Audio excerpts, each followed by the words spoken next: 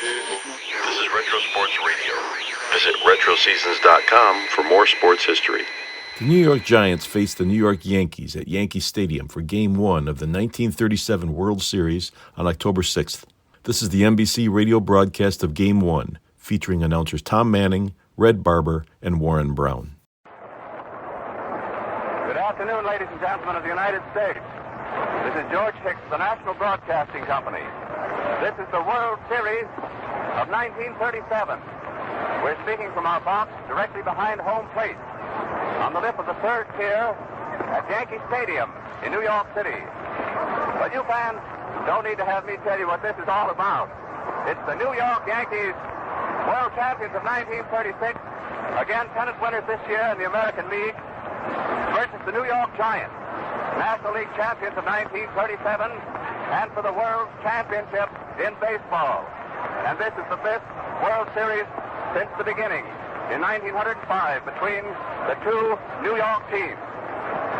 Well, we've been in our chairs here since 11 a.m. this morning. Now 1:15. The bleachers, bending in an irregular curve from middle left field around to middle right, were packed solid on our arrival this morning. And the third tier of moderate-priced reserve seats were also packed at that time, except the extreme tips at left and right field, and now they're filling up. The expensive boxes in first layer tier are now filled practically, except for the last moment arrivals. There must easily be 50,000 or a little more here now before game starts, and they're still pouring in. NBC has its baseball experts manning the microphones. Tom Manning, NBC sports announcer from Cleveland, one of the best. Well, he'll describe the first half of the game. Beside him is Red Barber, star sports announcer from station WLW in Cincinnati. Both, by the way, are red-headed. So remember, when the action gets hot, these two red-headed flashes will be throwing the words at you. And with them is Warren Brown, the friendly and wise ball expert, sports editor of the Chicago Herald-Examiner. He'll give you the expert opinions, the inside facts that only he knows. So much for what's to come. Right now, the Yanks are just trotting in off the diamond. The caretakers are out with their rakes and the chalk lines, the manicuring, which goes on just before the game starts. It's just about 10 minutes now. The photographers are flashing bulbs at the first row box seat where all the celebrities are seated. It's so muggy today, incidentally, that they're using flash bulbs. The Giants are now coming into their dugout. The weather is humid. Whether this is October 6th or not, perspiration is running off our faces, and the bleachers are in shirt sleeves, making that white background. It rained last night here in New York, but now the sky is a pale blue with those low, steamy clouds breaking and floating right over our heads, and the pennants up on top of the horseshoe. But boy, it's thick and it's hot out here, but I'm sure it won't rain. Mayor LaGuardia is here. Oh, Vicky Cochran, the old Mike of Detroit, looking fit again, and the babe, Genio. He was wiping his face a moment ago in a blue serge suit. Sits in a box right down below us beside the Yankee dugout. With him is Mrs. Ruth and his daughter, Jacob Rupert. Genial, handsome, smiling with Mayor LaGuardia. Mr. Rupert stood and shook hands with the babe while the photographers took their pictures. Cheers and excitement. The comments running like fire through the stands have been egging us on since noon when the audience follows DiMaggio, Gehrig, Dickey, Selkirk, Moore, and Ott, all the sluggers as they drop their long drives into either left or right field stands. The Giants today are the visitors. They're in gray with bright azure blue caps, blue shirt sleeves and socks. The Yanks in white with dark blue caps and socks. The crowd got a terrific howl a few moments ago when Gomez put a long punch into the right field stand. At batting practice about 12:30, when the Giants came in, Hubbell got a fine hand when he came to bat, but the best he could do was to ground to the infield. The crowd also cheered young Jack McCarthy, first baseman of the Giants, when he put several long drives into right field stand. They said, well, look at who we got here, as much as to say, well, this boy is right up there with Gehrig and DiMaggio. quarter of a mile away on the top of the apartment roofs, which are jagged in modernistic style, are the apartment roof galleryites who pay no ticket and who get a very much of a bird's eye view of the entire scene. Hub is now down behind home plate on the Giants side, warming up, taking his time, wipes his head with his shirt sleeve, puts his old left arm across, and there's the ball. Gomez is doing the same thing on the Yankee side. Photographers are squatted around them, and the caretakers are now laying out their chalk marks around home plate and the batter's boxes. The band is playing in center field.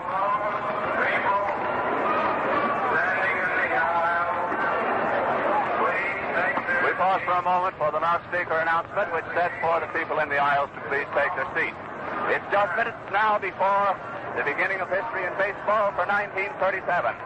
The green stands are packed, red, white, and blue bunting on all sides, excitement growing, and now that's the general scene. Let's get down to what this really means. Beside me is Warren Brown that I spoke to you about. Warren, come on and give us the facts about 1937. All right, George, this is really the most exciting series, or I anticipate that it will be the most exciting series of the sort of a traditional rivalry that has grown up between the New York Giants and the New York Yankees. As you have been told, or perhaps know already, this is the fifth meeting between these two clubs. They met for the first time in 1921. And baseball history of sorts has been made since then. In 1921, for example, there was no Yankee Stadium. Both of the New York clubs played in the Polo Grounds, which is across the Harlem River. In the 1921 series, the New York Giants were tops in baseball. John McGraw was leading them, and they were a fiery baseball club. In my judgment, the club that Bill Terry is sending out on the field this afternoon is the best New York club since the heyday of McGraw. In that 1921 series, the games were played on the basis of 5 out of 9 rather than the 4 out of 7, which had existed in earlier years and which has been brought back into play now. In that 1921 series, the Giants won 5 and the Yankees won 3. The following year, 1922, the Giants won again, and they won 4 games. The Yankees didn't win any. That was the return to the 4 out of 7 as far as the Giants and Yankees were concerned. The Yankees started to get going in 1923, which was the third successive year that Yankees and Giants played in the World Series. And the thought strikes me now as I've looked at these two pennant races in the National and American League that maybe we're back to those old days again. The Giants and Yankees won last year, and they won again this year, having proven conclusively in their respective leagues that they were far and away the best ball clubs in those leagues. So it is quite possible that we may have another stretch of 3 years, or possibly more, of these all-New York series, the Subway Series as they call them. In 1923, when the Yankees won the World Championship from the Giants, they won 4, and the Giants won 2. After that, the Yankees fell apart a little bit, and it took them a little while to rebuild until they came back stronger than ever. The Giants won another pennant in 1924, but they didn't have the Yankees as their opponents in the World Series that year. Thus it was we came into 1936 before the two clubs met again. And, of course, we will all remember that the Yankees won a really sensational series here last year, 4 games out of 6. Summing up then, we find that down through these 4 series that have been played to date, the Giants have won 13 games, and the Yankees have won 11, which seems to me to bring the two teams very close. In a sense, then, this series, which begins today, being the 5th, is a rubber series. Unless, of course, we figure that they're going to keep right on going again next year. These meetings between the Giants and the Yankees have been productive of some sensational baseball, some very colorful things. Some of the strangest things that have ever happened in World Series play have happened when the Giants were meeting the Yankees. It was in one of these series that we had the famous episode in which a plate umpire declared that it was dark when very few people in the park thought it was dark, with the result that the Commissioner Landis, to whom the decision of the umpire came as much of a stunning surprise as to anybody else, decided to give the money that was spent for those tickets to charity. That was one of the more famous incidents of this Giant-Yankee series. There were a lot of strange plays and a lot of sensational plays. But that's almost enough for the past. Let us get to the present. Looking at the lineups today, which the loudspeaking system is about to give you, perhaps I should pause and let you hear that. For the Giants,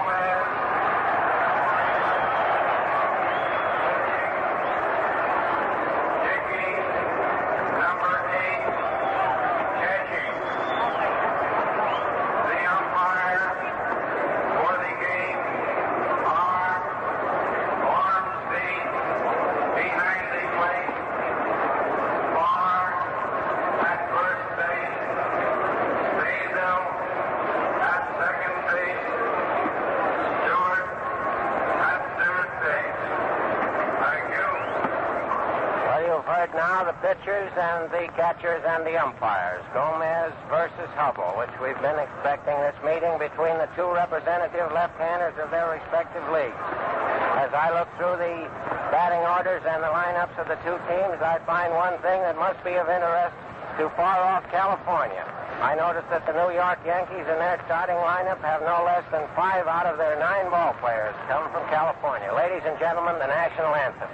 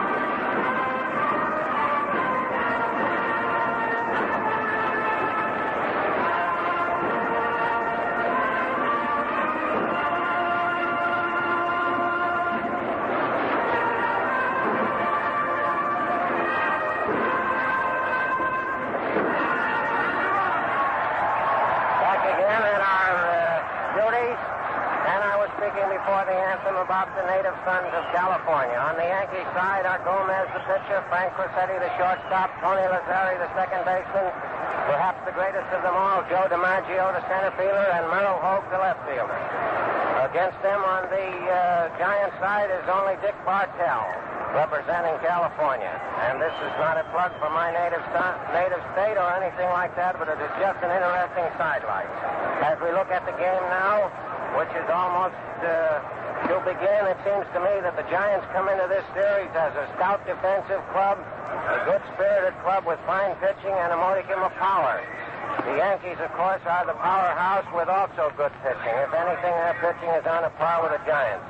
In a sense, it seems to me that we are going to look at, starting this afternoon, a World Series in which we will have the famous test that we've long awaited between the irresistible force and the immovable object. And now it seems to me that it's almost time for us to hear from my friend Tom Manning of Cleveland. All right, Tom. Good afternoon, ladies and gentlemen. That round of applause is for the New York Yankees, the winners of the pennant in the American League. Their opponents this afternoon in this World Series will be the New York Giants of the National League. Running over the lineup again for you rapidly. Out on the field at the moment, the Yankees. Frank Crosetti at short will lead off. Fred Rolfe at third base will bat second. And that sensational Joe DiMaggio in center field will bat third. At first base will be the Iron Horse, Lou Gehrig. The catcher will be Bill Dickey. In left field for the Yanks, Merle Hogue. In right field, George Selkirk. Tony Lazzeri.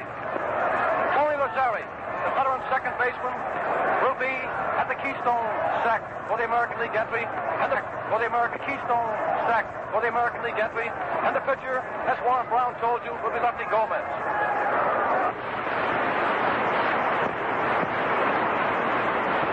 For the Giants, Gary is going to outguess the boys today. There are several changes. Joe Moore in left field. Dick Bartell at short. Mel Vermont at third base.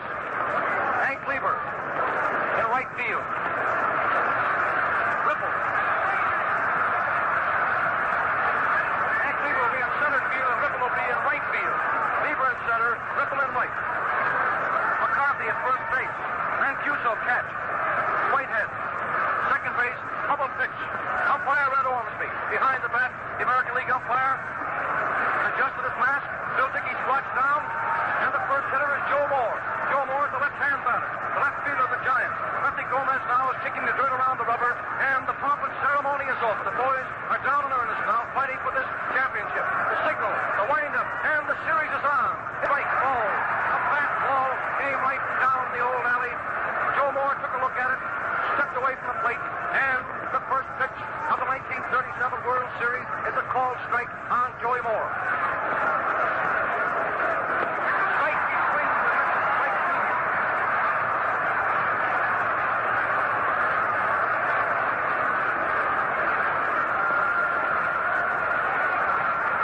It's a pounding ball down first. Gary has it. He runs to the bag to put out unassisted. Joe Moore is out. Gary unassisted. One man down in the first inning of this first game of the World Series. And little Dick Bartell, right-hand hitter, shortstop of the Giants, is next. He's a little fellow, but he can hit that ball to the far corner. Dick is 29 years old. This year he batted .306. Lefty Gomez, the pitch, the foul back against the screen. Red Ormsby, the American League umpire, tosses out a new ball to Bill Dickey. You know, Bill Dickey is one of the tallest catchers ever to come into the major leagues. And what a catcher. First inning, one man out, nobody on. Lefty Gomez. Ball, it's too high. That was a fastball, very high, and the count on Dick Bartell, ball one and strike one. First inning, one man out, nobody on. Here's the pitch. Inside, ball two. Lefty Gomez trying to keep that ball inside for Dick Bartell. He has the outfield, moves over just a little bit toward right field. Left, center, and right field are playing over a bit. There's a base hit. Just inside the bag, down the left field corner, turns off the wall. Hope has it. The throw to second drives him back to first base, and it's a base hit for Dick Bartell. That was a ripping smash just inside the third base cushion. The ball going down the left field corner. It carried off, retrieved by Hope. Hope returning the ball to Frank Rossetti and driving Dick Bartell back to first base. Carl Hubbell, the Giant third baseman. Seems rather strange to say the Giant third baseman. For many years, he was the right fielder. Here's the pitch. Strike called. A beautiful hook ball that caught the inside corner of the plate with Hubbell stepping back. First inning, one man out. Dick Bartell on first. Hubbell, left-hand batter, is in the box. Ball two. A slow, sweeping curveball that missed the outside corner, and the count on Mel is 1-1. George Hicks told you it's kind of a dark day, much to the advantage of Gomez. It's a high, foul ball going in the boxes over and back of third base, and it's strike two. Strike two, and ball one. Very, very few vacant seats upstairs. The last two tiers. And in the mezzanine, the last tier and a half, and on the main floor, just the last tier. The same thing is prevalent in the right field corner. The pitch. It's a high fly ball, infield. Lou Gehrig under it. He has it. Two out. Dick Bartell on first. And Hank Lieber coming up.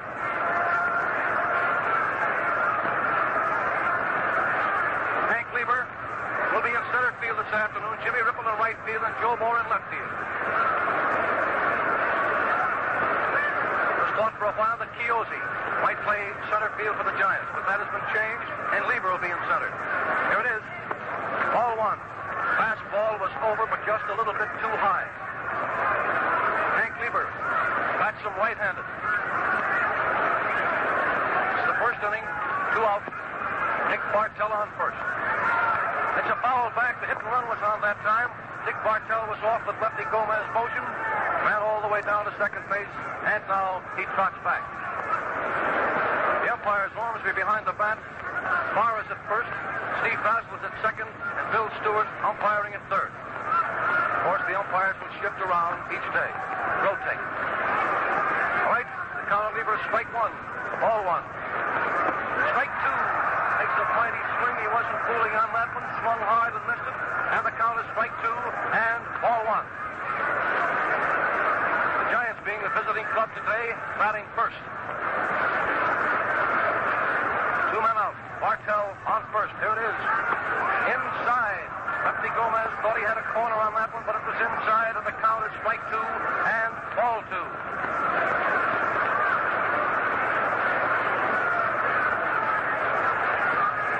DiMaggio and Selkirk are playing plenty deep. 2-2, coming. Strike three. Strike three. Hard and missed. No run. One hit and no errors. Quite a ball game, Warren. Come in. Yes, Tom, and the noticeable thing in that first half inning was the respect that the Giants evidently have for the throwing arms of these Yankee outfielders. That ball that Bartell hit over third base was normally one on which he would try for second base, but he made his round of first and half-heartedly and then turned back to first. They evidently have heard that the arms of Hogue and DiMaggio and that Yankee outfield can throw that ball around. The other noticeable thing to which I think we might as well refer now is that the rains of last night have slowed down this field to a considerable extent. I noticed that as the boys run around out there, they're digging up large sort of divots in the turf, and I'm afraid that there will not be any too much speed shown until the place dries out a little. And as the sun is now coming out strong, it probably will be dry and, as they say, at the track fast before the afternoon is over. Gomez, in striking out Lieber to end the inning, departed from his orthodox fashion of firing that ball through there. The last strike was slowed up and it threw Lieber completely off his stride, and it was an interesting pitch. All right, Tom, here's the first hitter. Might keep this in mind. Brennan and Gumbert gone out the right field bullpen to warm up. It'll be Carl Hubbell, you know, left-hander in the box for the Giants. Carl has won 22 and lost 8. 33 years old, long, lanky left-hander. The first hitter will be Frank Rossetti. Plays the windup. Ball one. A hook ball was low inside. Rossetti wiggling around up there, stepped away, took it, and the count is 1-0. Red Rolfe, the Yankee third baseman, will be next. Hubbell bending over now. He's taking just a little bit of time. He always starts out rather slow, and then long about the fourth inning, peps it up a little. Ball one, inside. And the count is 2-0. On that giant infield is Mel out at third base, Dick Bartell at short, Burgess Whitehead at second, and Johnny McCarthy at first. Hubbell is in the box, and Mancuso doing the catch. Rossetti up, the count ball two. The pitch. Strike, ball. A burning fastball right down the old alley, about felt high. Frankie Rossetti jumping away from the plate. But Ormsby called it, and the count is ball two and strike one. A lot of pepper on that giant infield for the moment. Outside, and it's ball three. Ball three and strike one. That count, ball two and strike one. Hubbell tried to come in there with a sweeping curveball over the outside, making Rossetti reach for it, but he refused. Ball was outside, and it's ball three and strike one. No score as yet. Frank Rossetti, first man up for the Yankees in the last half of the first inning. When you get that outfield, it's Joe Moore in left, Hank Lieber in center, Jimmy Ripple in right. Ball three and strike one. Rossetti, right-hander up. Outside, ball four, and Rossetti walks. Coming up now, we have Red Rolfe. Peppery's third baseman, Ransom, left-hander. The Yankee uniforms are white. The home uniform white, the blue stripe, about an inch apart. They're wearing navy blue jerseys, blue caps, blue stocks. The NY, of course, on the top of their cap.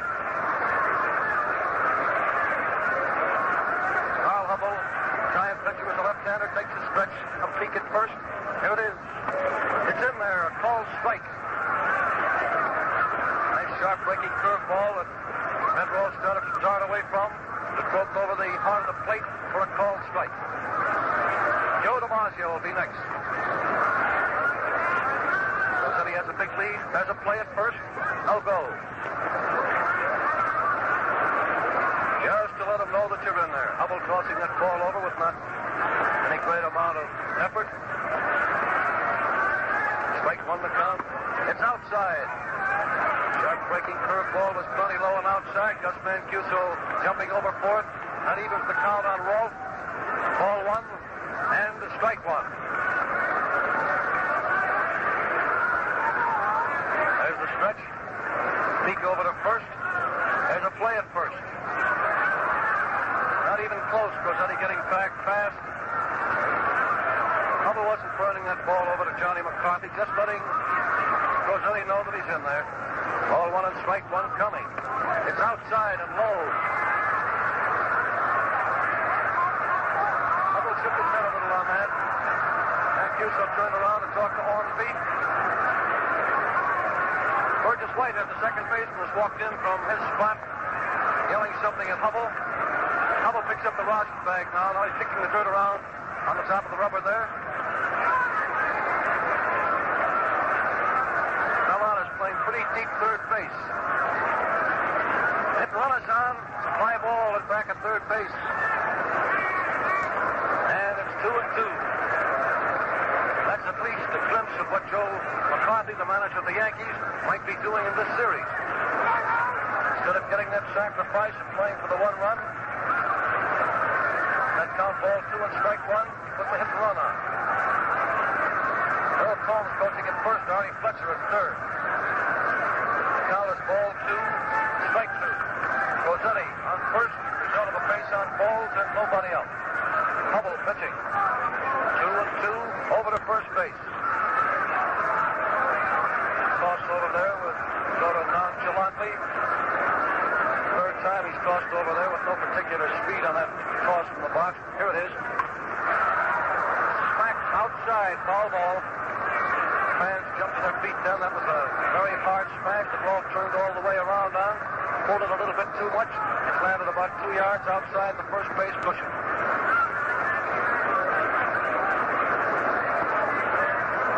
Boys that will bear a lot of watching in this short Blue Ribbon Classic will be Johnny McCarthy, who will replace manager Bill Terry at first base. Ed Rolf is in there with the count ball two and strike two. And Rossetti on first, nobody out. Here comes strike three. Strike three. That count 2-2. Ball seemed to lead the forward part of the batter's box. Perhaps expecting a fastball. Hubbell came in there with a sharp breaking hook ball right over the inside corner. Just caught it inside corner and Rolf swung, missed it by 7 or 8 inches. Now we have a little different picture. One man out. Frankie Rossetti on first. And the great Joe DiMaggio. Joe, 22 years old. He hit 346 this year. Led both leagues with home runs. Strike. DiMaggio makes a fighting cut from way back on that one. Got a hold of that ball. He just certainly knocked it out of the county, Warren. Last half of the first inning of this first game of the World Series. One man out. Frankie Rossetti on first and taking an exceptionally long lead. There's a puck over to first, loco. A little faster that time. Frankie Rossetti is a pretty wiry little boy when he gets on the bases. Strike one on DiMaggio. Strike two. Oh, boy, did the Hubbell have a lot of stuff on that baby. It was outside. Didn't look for a moment as though it had a chance of cutting in, but it twisted over the heart of the plate. Apparently fooling Joey on that one. Joe was up there with a toe hold. Now it's strike two. Outside, a pitch out, a puck to first. No go.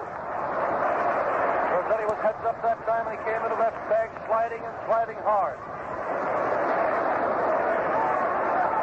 inside baseball by Mancuso, calling for that pitch out. You mother, that's a signal to the pitcher that the runner on the base might be cut. So the catcher signals for the pitcher to throw the ball wide of the plate, getting the batter out of the way so he can make a play at first. That's the term of pitch out. Is that right, Mr. Warren Brown? Something wrong with that ball out there. Mikey Crosetti asked Ormsby to take a look at it. But he discussed Mr. Hubbell. Instead of throwing it in, he rolled it in on the ground. The umps took a look at it, crossed it out. Now we've got to do it. Last half of the first inning, one man out. Frank Crosetti is on first. Joe DiMaggio is up. Strike two and ball one. Now being Lou Gehrig next. The pitch, the bounding ball, the base hit. Third out of the left field. The ball out there is retrieved by Joey Moore. Joey takes to Whitehead at second, holding Crosetti at second base. A base hit. North goal, Lou DiMaggio. That was a ground ball that Calvinat stole for, but just missed it. It rolled on out to left field, where it was retrieved by Joey Moore. Frank Crosetti was fast and had no chance at all of going to third base. Joey Moore, after he rounded the bag, whipped the ball to Whitehead at second, but Crosetti gets back. Now we have Lou Gehrig coming up. Gehrig, bats him left-handed. Lou's been hitting 353 this season, and he's 33 years old. Hasn't missed a ball game since the Lord knows when. Hubbell pitching. Here it is. Fadeaway curveball, missed the outside corner, and it's ball one. Frank Crosetti is on second. Joe DiMaggio on first. Just a couple of Italian boys that know something about this game called baseball.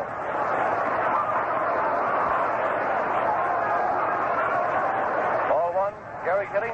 Here it is. The long drive, high and far out, but not going too far away. Hank Lieber is under it, and he has it. Returns the ball to Burgess Whitehead. Crosetti holding second, DiMaggio holding first. Gehrig got a hold of that ball, but the confines of this Yankee Stadium, are plenty long, and the boys took that ball out there, not quite out to the center track. Let me give you the figures on this field. It's 301 feet to the left field corner, then direct left field is 402 feet. Directly in center field is 461. Right center is 407, and on the line in left field is 296 feet. Of course, it branches out within 30 or 40 feet of that. It's 344 feet back. Right now we have two men out, and Bill Dickey at bat, the catcher, left-hand batter. Outside, ball one. Carl Hubbell leaning almost back to second base before he cut loose with that ball.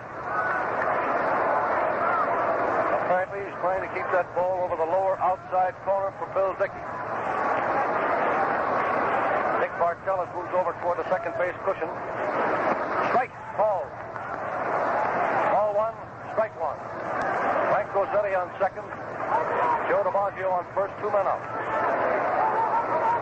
Walt struck out. Gehrig flies to Lieber in center field. Carl Hubbell, left-hander, is in the box for the Giants. Ball one, strike one. Takes a look at second base. Here it is. Strike two, a tip foul that you could perhaps hear. That's Mancuso making the catch of the ball. And the count is strike two and ball one. Holy smoke, there's a lot of excitement here at Yankee Stadium. The folks have been waiting, just 12 months for this classic. Count on Bill Dickey now is strike two and ball one. Outside, and the count is 2-2. Merle Holt, who was playing out in left field against the southpaw shoots of Carl Hubbell, is next. The other left fielder is Jakey Powell. Ball two and strike two. Hubbell takes the stretch. It is tip foul. Dickey swung over that ball, landed right near home plate. Umpire whips out a new ball. The Giants smack it around that infield with the rapidity of light. Malott, Dick Bartell, the Whitehead to McCarthy, and then back to the pitcher Hubbell. The Giant outfield is Joe Moore in left, Hank Lieber in center, and Jimmy Ripple in right. DiMaggio on first, Lazzeri on second, 2 out, Dickey batting, ball 2, strike 2. Coming. Ball 3. A burning fastball. Drove Bill Dickey away from the plate. Hasn't had so much on it that it brought a great groan from the crowd. What's the attendance for? Somewhat over 60. Give me the figures on the attendance just as soon as they're made available to watch. Full count of 3 and 2. The runners will be off with the pitch. There they go, and here it is. The fly ball going out into deep center field. Hank Lieber running back under it, and he has it. That's all for the Yankees in the first inning. No run, 1 hit, 1 base on balls, and no errors. Now, radio friends, we pause briefly for station identification.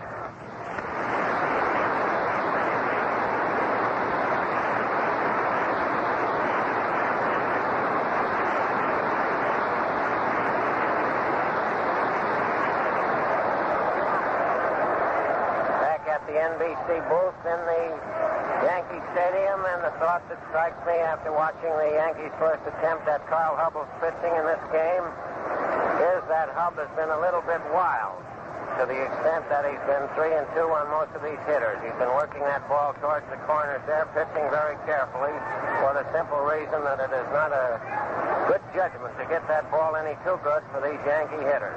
While he was hit for 1 base hit, the one that Joe DiMaggio splashed past Mel out at third base, that was a sort of a soggy hit, and it wasn't hit with the authority that we are accustomed to watch when the Yankees really get a hold of the ball. So far in the ball game, it has been mostly one of defense, with the Yankees furnishing the principal threat, of which, as you know now, nothing came. All right, Tom, it looks like the hitter's up here, so let's have him. Well, it'll be Jimmy Ripple, the giant right fielder. We've completed the first inning without any score. 1 hit apiece. Carl Hubbell has issued 1 base on balls. So far, Lefty Gomez has issued no bases on balls. Jimmy Ripple leading off. Jimmy, a left-hand hitter, the right fielder of the Giants. Here we go. Ball 1. That was a fastball that Gomez had in there, but it was just a little bit too low. Johnny McCarthy will be next. Foul ball up and back at third base. Ball 1, strike 1. Yes, Jimmy broke his bat hitting that ball. That's what he did, and he's walking slowly over toward the Giant dugout to get a new one. One thing that the ball players just hate to do is to break their bats. Tell me, Warren, how'd that ever start? What is that? Well, this broken bat that sort of burns the boys out. Well, that's just one of those superstitions that come along in baseball, like somebody who started a hit by wearing their pants long. You know, they used to pull them all up in the old days. One fellow started in like Cal Simmons or somebody like that with his pants down loose, and now pretty nearly everybody does. Ready to go again. Ball 1 and strike 1. Ripple hitting. There's a long smash going out to left field. Merle Hogue waiting for it. He has it. Jimmy Ripple with the count, ball 1 and strike 1. Applied to Merle Hogue in medium left field. Johnny McCarthy. First year as a regular with the Giants. They like him here in New York. He's getting a nice hand. He steps into the batter's box. He bats and throws left-handed. Lefty Gomez. Outside, ball 1. Awful muggy and awful dark here at the moment. Little wind blowing in from the northwest. There's a smash right up Lazzeri, and he makes the catch.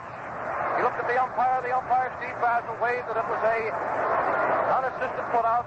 Looked as though Tony just barely got his glove underneath that ball. A terrific line smash right at Tony's feet. He held the ball up, and Steve Basil waved out that Tony Lazzeri made the catch. 2 out. Nobody on. First half of the second inning. Thanks, George. Gus Mancuso up. Strike call. Gus is 31 years old. This season he batted 279. At Yankee outfield, Hogan left, DiMaggio center, Selkirk right. The pitch is a ball. Low and inside. Ball 1 and strike 1.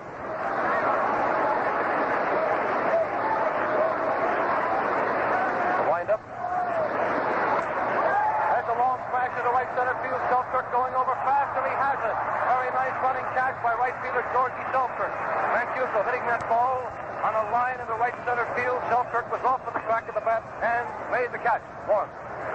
Tom, the noticeable thing there was the fact that all three of these Yankee hitters, or Giant hitters, and two of them left-hand hitters, took very solid wallops at the ball. Perhaps the hardest hit of the game to date in the port of effectiveness was that line drive that McCarty hit out at Lazzeri out there. It's interesting to me to find those fellas walking in there against Gomez, since in the first inning, outside of Bartell's drive over third base, they looked a little bit weak at the plate. Evidently, Gomez is not treating them with the same respect that Hubbell is treating the Yankee hitters. He's simply firing that ball in and trusting that those 9 men in back of them, or 8 men, I should say, in back of them, and certainly so far they've done a swell job. 2 of those catches out there in the outfield were better than ordinary catches, particularly Selkirk's on the last one. Well, here's your first Yankee hitter, Tom. That'll be Merle Hogue. Last half of the second inning, no score as yet. Merle Hogue is 29 years old. Comes from out Sacramento, California. This season, batting .301. Merle has always been a fine baseball player, but unfortunately, he's been out of the regular lineup on many occasions because the Yankees have always had so much superior outfield. It's Carl Hubbell, a southpaw, Gus Mancuso catching. Last half of the second inning, no score, and Hogue is the hitter. Strike called.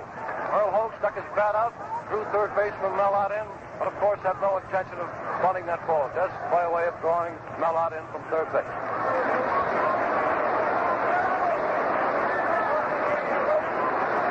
Ball low and outside, and the count on Hogue is ball 1 and strike 1. Merle Hogue the batter, Georgie Selkirk. George has been on the injured and sick list quite a bit during the last half of the season, but he's back in there now strong as ever. Ball 1, strike 1. Bounding ball down, third goes foul. Artie Butcher tried to stop it, got past him, but Mallott retrieved the ball, and then the Giants whip it around the infield. It took Bartell to Whitehead to McCarthy, and finally back to Hubbell. Merle Hogue hit that ball, started to run, was 3/4 of the way down to first base, walking back rather slow. Strike 2 and ball 1. Carl Hubbell winding up. Too high. Over the plate, a little bit high on the count is ball 2 and strike 2. NBC Mike is right over home plate. We're pretty high, but right in line with the pitcher and catcher. Pretty fair seat, in other words. Ball 2, strike 2. Bounding ball down short. Burgess comes up with it, the throw. He's out. Out by plenty. Put out 6-3 for those who keep score. Yes, Warren Brown just gives me a note that was the first assist of the ball game. Right you are, Warren. Strikeout, 2 fly balls. 2 flies to center field by Gary Gazicki and a strikeout by Ross. Now we have Georgie Selkirk, the right fielder, left-hand batter coming up. George hit .328 this year. George is 29 years old. Hits the first ball, a high hopper, down second base, Whitehead to McCarthy, and Selkirk is out.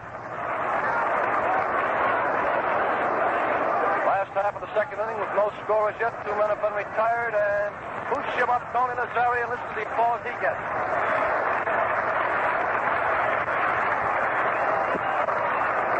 Tony Lazzeri, always been a gentleman, fine, great ball player. They like him a lot here in New York, and they should. Tony bats him right-handed. Ball 1 outside. Tony is 33 years old. This year, Tony hasn't hit quite as well as usual, batting around .250.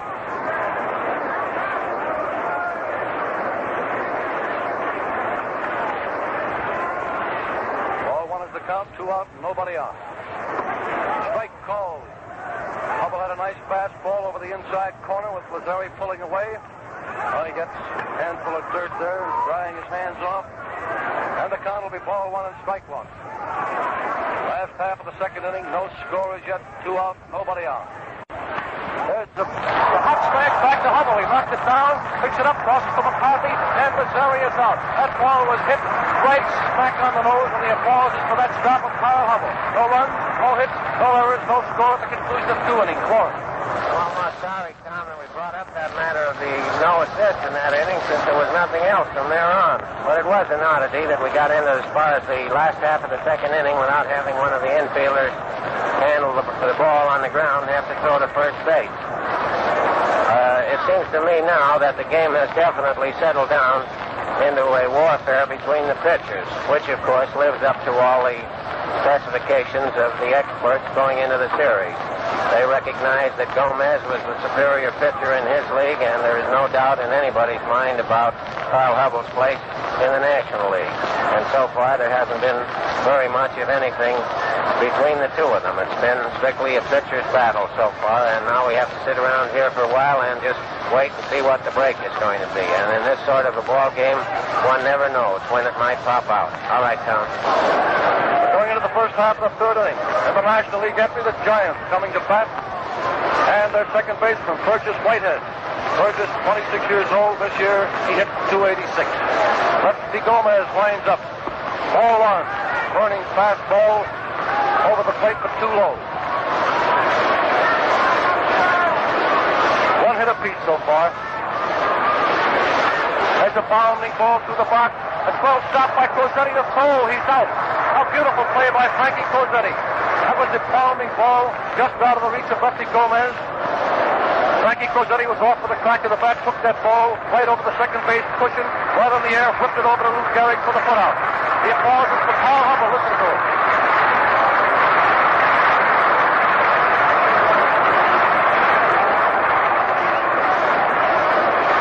Carl Hubbell, you know, pitches left-handed and bats him right-handed. 1 out, nobody on.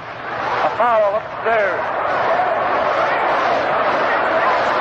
Well, there wasn't much of a scramble for that ball. It was popped right into the waiting hands of a gentleman who I do not believe is going to toss it back.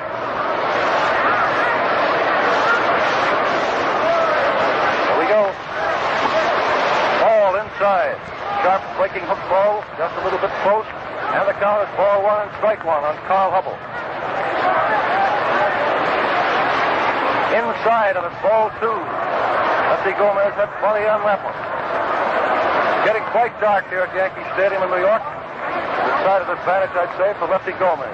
Fireball pitch. There's a long smack going out to right field. Seltzer going back. It's near the wall and makes the catch. That ball was hit exactly 340 feet from home plate. Seltzer taking that ball just about 4 feet in front of the barrier out in deep right field. Mr. Hubbell tagged that ball very, very well. It was a base hit in an awful lot of ballparks, but not here in Spacey's Yankee Stadium. 2 out. First half of the third inning, no score as yet. Once more at the top of the batting order coming up. It's Joe Moore. Last time up he was out, Gehrig unassisted. A strike called. Lefty Gomez pitching, and Bill Dickey the catcher. Coming. Ball 2. Another sharp breaking curveball is outside. Direction ball 1, strike 1.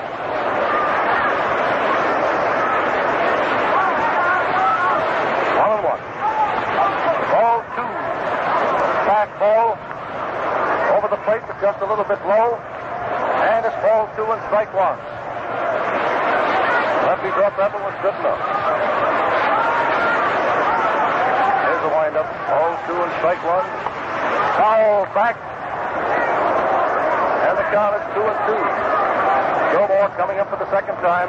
Leadoff man of the Giants. The first time up he was out. Gehrig unassisted. After the up tossed that ball to Dickey, the Yankees whipped it around the infield.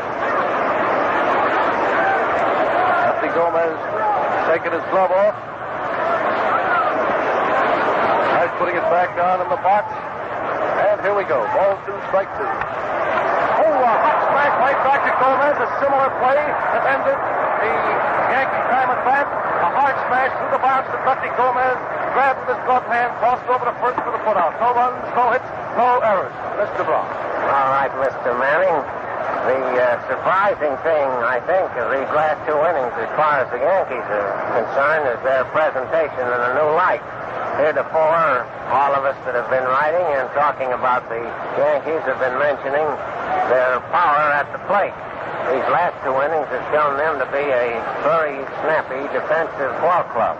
Every one of those plays in the last inning and every one of the plays in the second inning was a very deftly handled ball by whether it was outfielders or infielders. That play that Frank Rossetti made down in second base there was, I think, the most spectacular one so far.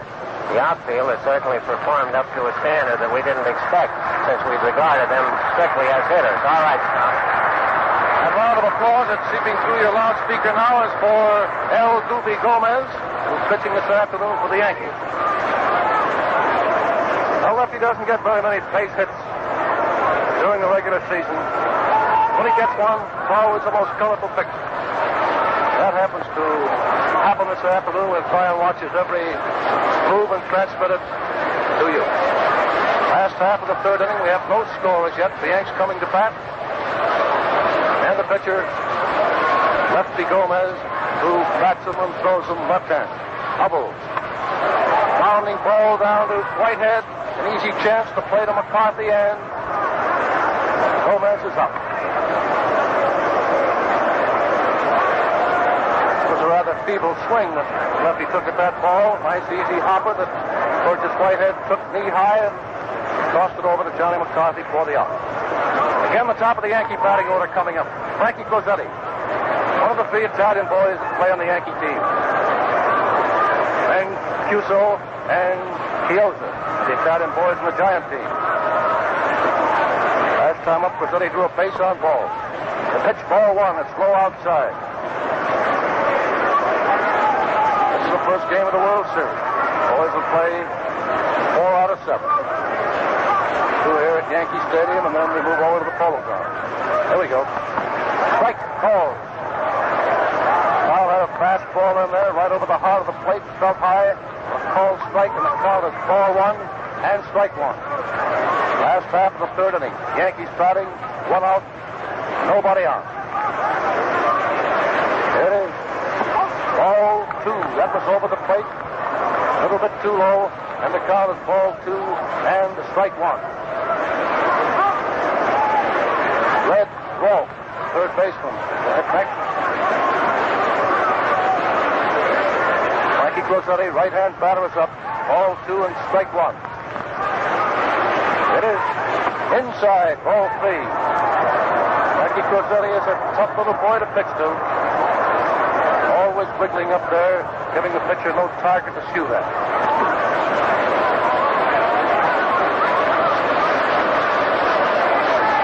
One out, nobody on. Hubbell winds up at ball 3 and strike 1. It's in there, a called strike. Carl had that one in there, fell high and right over the heart of the plate. Frank Rossetti elected to work out the swing, and the count is ball 3 and strike 2. 3 and 2, and this is the big one. Winding up. There's a long drive going to left field. It's foul by 1 foot. Cleared down in the corner. Everybody jumped to their feet. We waited for a moment to make sure that that ball was outside, not more than a foot down the left field corner, and that perhaps is the hardest hit ball of the afternoon. That count 3 and 2. Carl Hubbell came in there with a fastball, much to the liking of Frank Rossetti, who had a toe hold in anticipation of just that kind of a pitch, and he nailed it. A low line drive that went lickety-scoop down in that left field corner and was fouled by not more than a foot.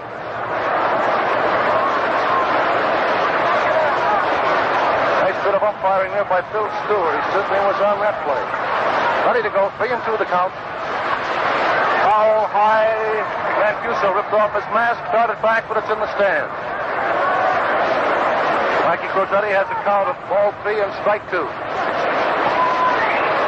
Red Ormsby, umpire behind the plate this afternoon. Each time he tosses that ball out, the boys sort of dirty it up a little bit with a little of that infield dirt. Ready to go again. Hubbell has the ball. Ball 3 and strike 2. Founder down third is foul by not too much. So close to being a fair ball, the fell out, grabbed it, flipped it over to first base. Frankie has his eye on that hot corner.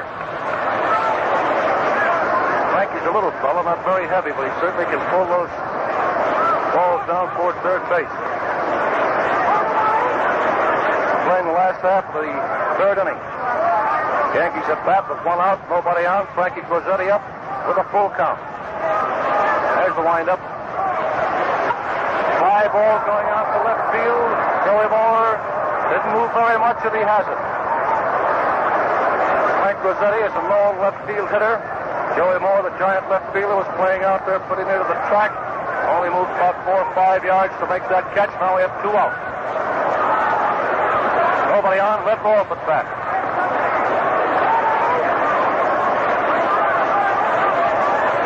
One of the 2 trips to the plate, Crosetti drew a base on balls and fly to Gilmore in left field. Red Rolfe up. Last time up, he struck out. 2 out, nobody on. Hubbell winds up. It's a ball. Sweeping curveball, not too fast. Missed the outside corner, and the count on Rolfe is ball 1. Not quite as dark here now as it was while the Giants were at bat. No sunshine or anything like that, but brightening up a little bit. Cut that one down left field with a curving foul into the stands, and the count is ball 1 and strike 1.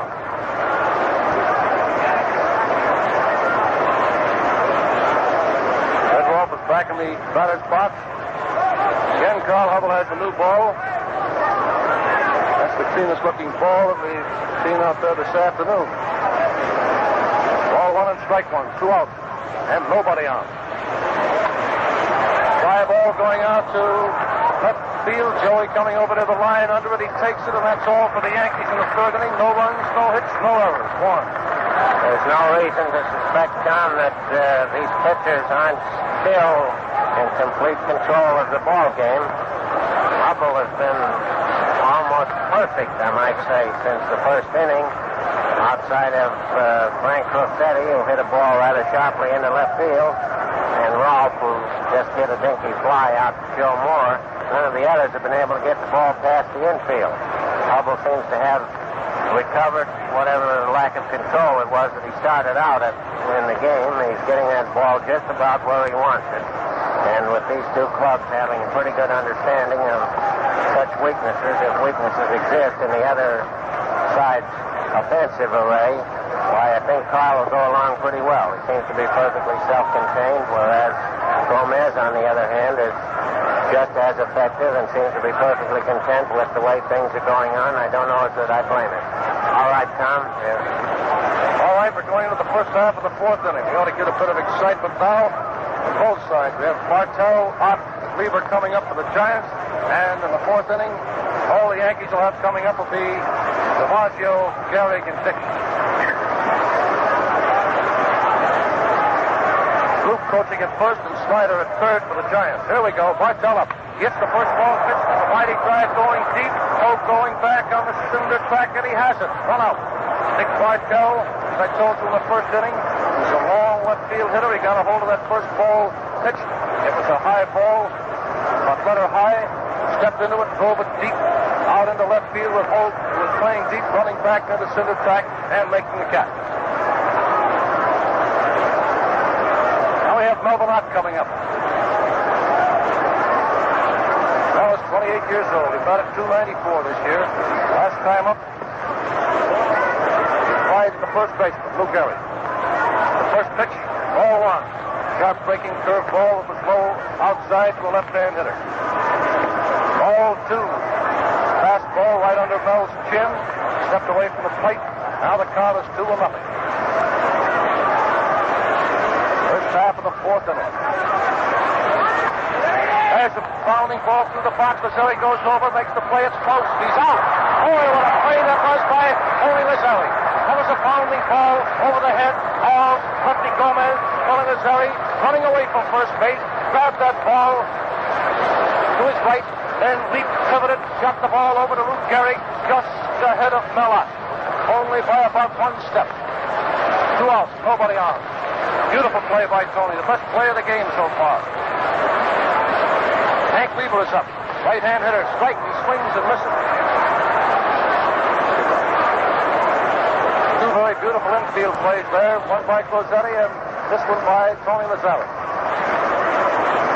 Strike 1, Weaver hitting. Strike 2, makes a mighty cut at that track-breaking curveball, swung over it, and it's strike 2.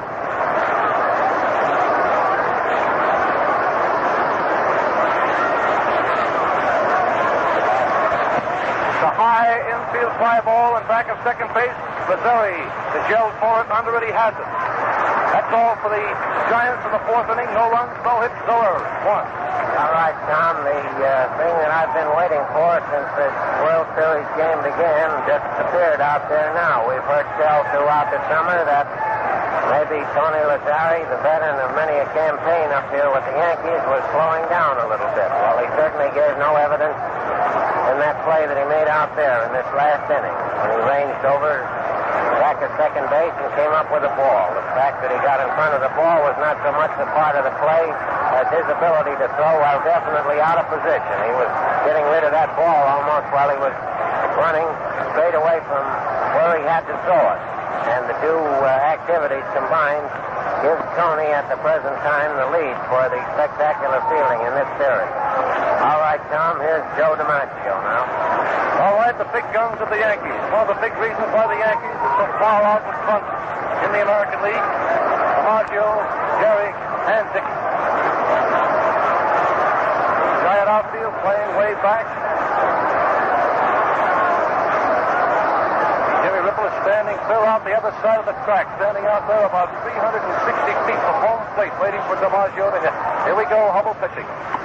Ball 1. Sharp breaking curveball. On a foot outside. Must be that Joe Moore is playing right on the track. He's approximately 380 feet from home plate. Certainly play Joe DiMaggio deep, and they should. The pounding ball between first and second. Play hit coming over. The throw, he's out. Joe hit that ball right on the tip of his bat, and it was a sizzling little grounder down between first and second. Looked for a moment. He had a chance to beat it out. The plate hit his fast, came over, scooped the ball up, got it to Johnny McCarthy at first, and DiMaggio is out. Lou Gehrig got it. Last time up, Lou Gehrig got a hold of the ball, but he hoisted it much too high, giving center fielder Hank Weaver a chance to get under it for the put-up. Giant pitcher Carl Hubbell, wiping the perspiration from his brow. Now he's ready to go. Gehrig the hitter, left-hand batter. Out. Strike called. Boy, fella Hubbell certainly had a lot on that one. Fastest ball he's crossed all afternoon, right over the heart of the plate. There it is. Outside. Ball 1, strike 1. Oh, your heart sort of begins to beat double quick time when this baby Gehrig steps up to that plate. What a picture. Big broad shoulders and big strong arms. 1-1. Foul. Clear over the stands. Over and back of first base. Quite a hoist to get it over the stands here at Yankee Stadium with 3 decks, you know. Strike 2, ball 1. Batting in the 4th inning, and it's quite a ball game. A pitcher's battle so far, each side having 1 base hit. DiMaggio getting a hit for the Yanks, Bartell for the Giants. Strike 2 and ball 1. Inside, driving Gehrig away from the plate, and the count is ball 2 and strike 2. Catcher Bill Dickey hanging around home plate. He'll be next. Bartell is playing over almost in back of second base. Whitehead has shifted over between first and second. McCarthy playing 2 yards from the line. Here we go. Gehrig swung at a bad ball, missed it funny, and it's a strikeout. Carl Hubbell came in there fast with a sharp breaking curveball. Looked like it was coming over the heart of the plate. Gehrig started the swing and apparently tried to hold the swing, but he was going in there so hard on unable to hold it and swung around, missing that ball by several feet. Looked kind of bad on that one for a strikeout, 2 gone and nobody on.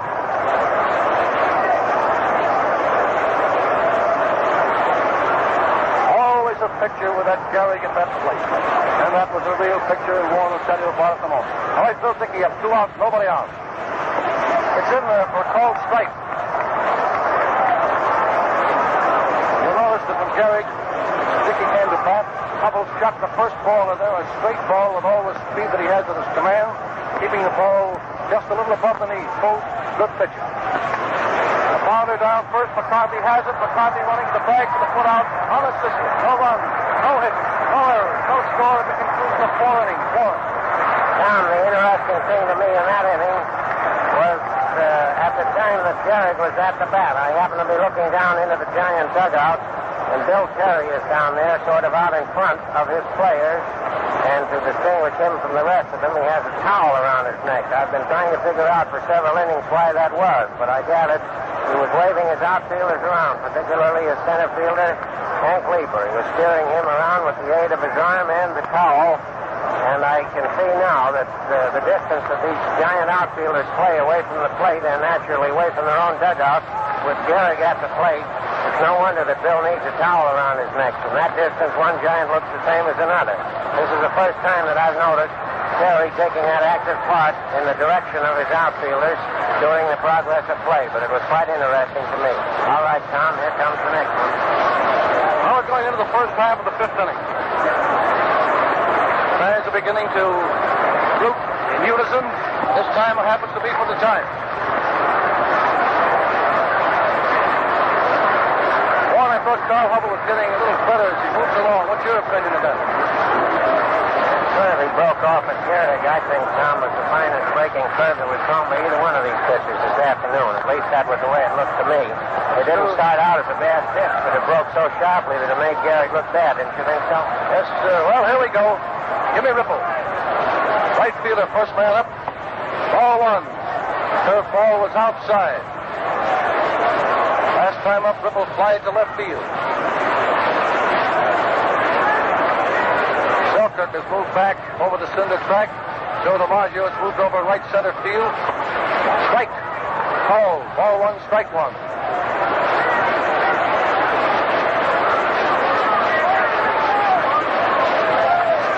Lefty Gomez pitching.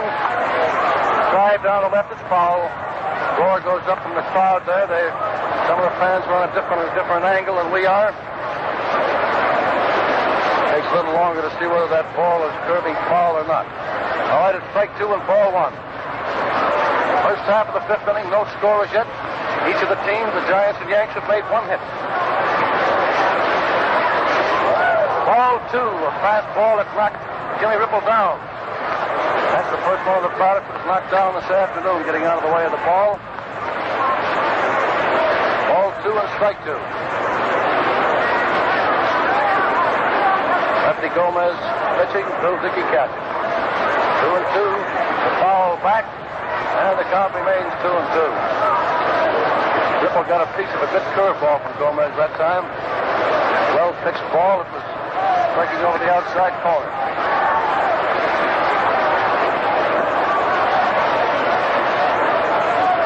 Umpire tossed out a new ball.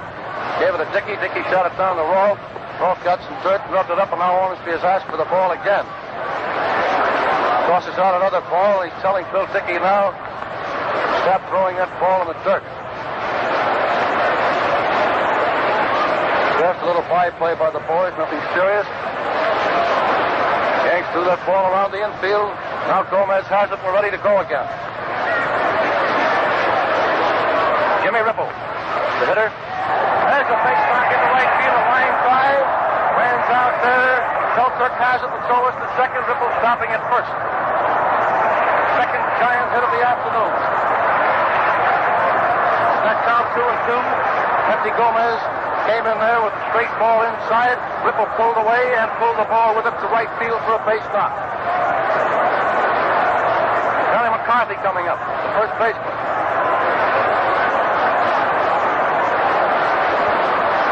Pretty tall boy. Bats and throws left-handed. Last time up, fly to Lazzeri.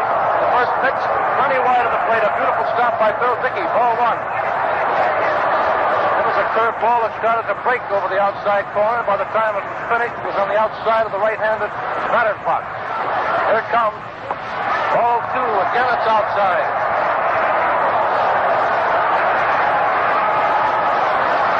You'll notice from the yelling that there are a lot of Giant fans here in Yankee Stadium this afternoon. There's the sounder down. He gets on out to right field. And Triple is found at second. There's the throw. The throw is cut off by Closetti. Triple goes to third. And McCarthy stops at first. That was a hot splash between Lazzeri and Gehrig. Lazzeri coming over fast. It was scored as a base hit. A base hit for McCarthy. A hard ground ball that Lazzeri came over. He was able to touch that ball, but unable to hold it. The ball rolled out to right field. This is the first scoring threat of the afternoon. The Giants have runners on first and third.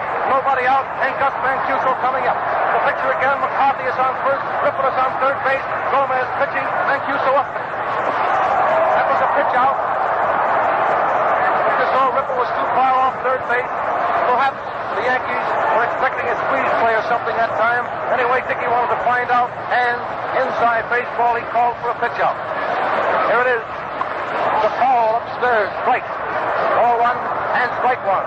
Gus Mancuso, the Giant catcher, the right-hand batter. Last time up, he flied to right field. First half of the fifth inning. No scorers yet. And the Giants have runners on first and third. Ripple on third, McCarthy on first. Ball one, strike one. Here it is. Strike two. A beautifully pitched ball right under the handle of the bat. Over the inside corner with Mancuso taking a terrific cut. It's strike two and ball one. Johnny McCarthy staying pretty close to first base. Luke Gehrig holding him on there. Here it is. The long drive to right field going foul. It is. It's foul in the stands, and the count remains 2-1. Mancuso reaching outside for that pitch. The Yankees have crossed that ball around the infield. Not very rapidly, but each one of them feeling the ball. The Yankee infield is playing back. Going to give up that run on third base apparently. Here's the pitch. Another foul. That one's upstairs. Upstairs and back at first base. Gus Mancuso, the batter, at strike two and ball one. Take a look at that picture for you.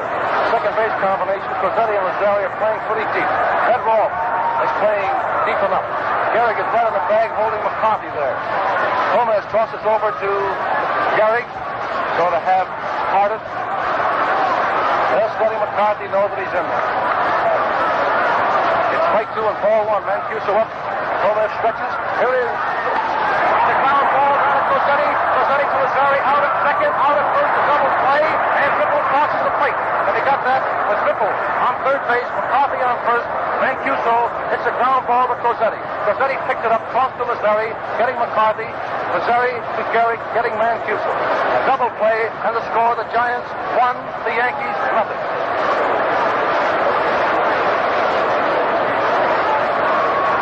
Burgess Whitehead coming up. The Giants' second baseman, right-hand batter. Last time up, he was out short to first.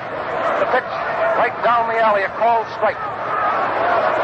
Lefty Gomez, you know, the fans throughout the circuit haven't appreciated the fireball that he possesses, but he's got a lot of it.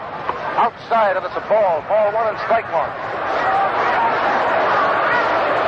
Many of the ball players have said that Gomez has a ball he throws just quicker as fast as Bob Feller or Lefty Bob throws. Ball one and strike one. There's a long smash to right field. It's foul by 2 yards down the right field corner. Again, the fans jump to their feet on that line smash by Burgess Whitehead. Warren, I believe we've had more shots down the foul lines in this particular game than any game we've seen in a long time. Is that right? Yeah, don't they, Tom? Ready to go again. Gomez has the glove off for a moment, and the count is strike two and ball one. First half of the fifth inning. The Giants batting 2 out, nobody on. The windup. There's a base knock over Gehrig's head down to the right field corner. Ball carries off the wall. He's going to second. There's the throw. He goes to the second standing up, and the first extra base hit of the World Series in 1937. major Giant hit of this inning. First half of the fifth. Now we have Carl Hubbell, the Giant pitcher, coming up. It was a mighty wallop by Burgess Whitehead. A line drive that was about 15 feet over the head of first baseman Lou Gehrig, and the ball going down into the right field corner. It hit the barrier down there, 296 feet from home plate, and fouled out to Georgie Selkirk, but it was ample time for Whitehead to reach second base standing up. The fourth hit of the ball game, the third hit of the first half of the fifth inning for the National League Giants. Here's the pitch to Hubbell. He hits the first ball, down the foul line, and again is foul. Listen, Warren, I don't want the radio audience to think that. You tell me about that. That's right. That one just missed, and it looked like a cinch hit, didn't it, when it started to come? That's been going on all afternoon. Right down those foul lines on both sides of the field.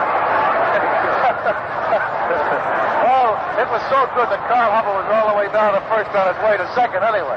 One thing I don't like about radio announcers is they kid you out there, you know, and make you believe that there's no chance of a base hit when there isn't.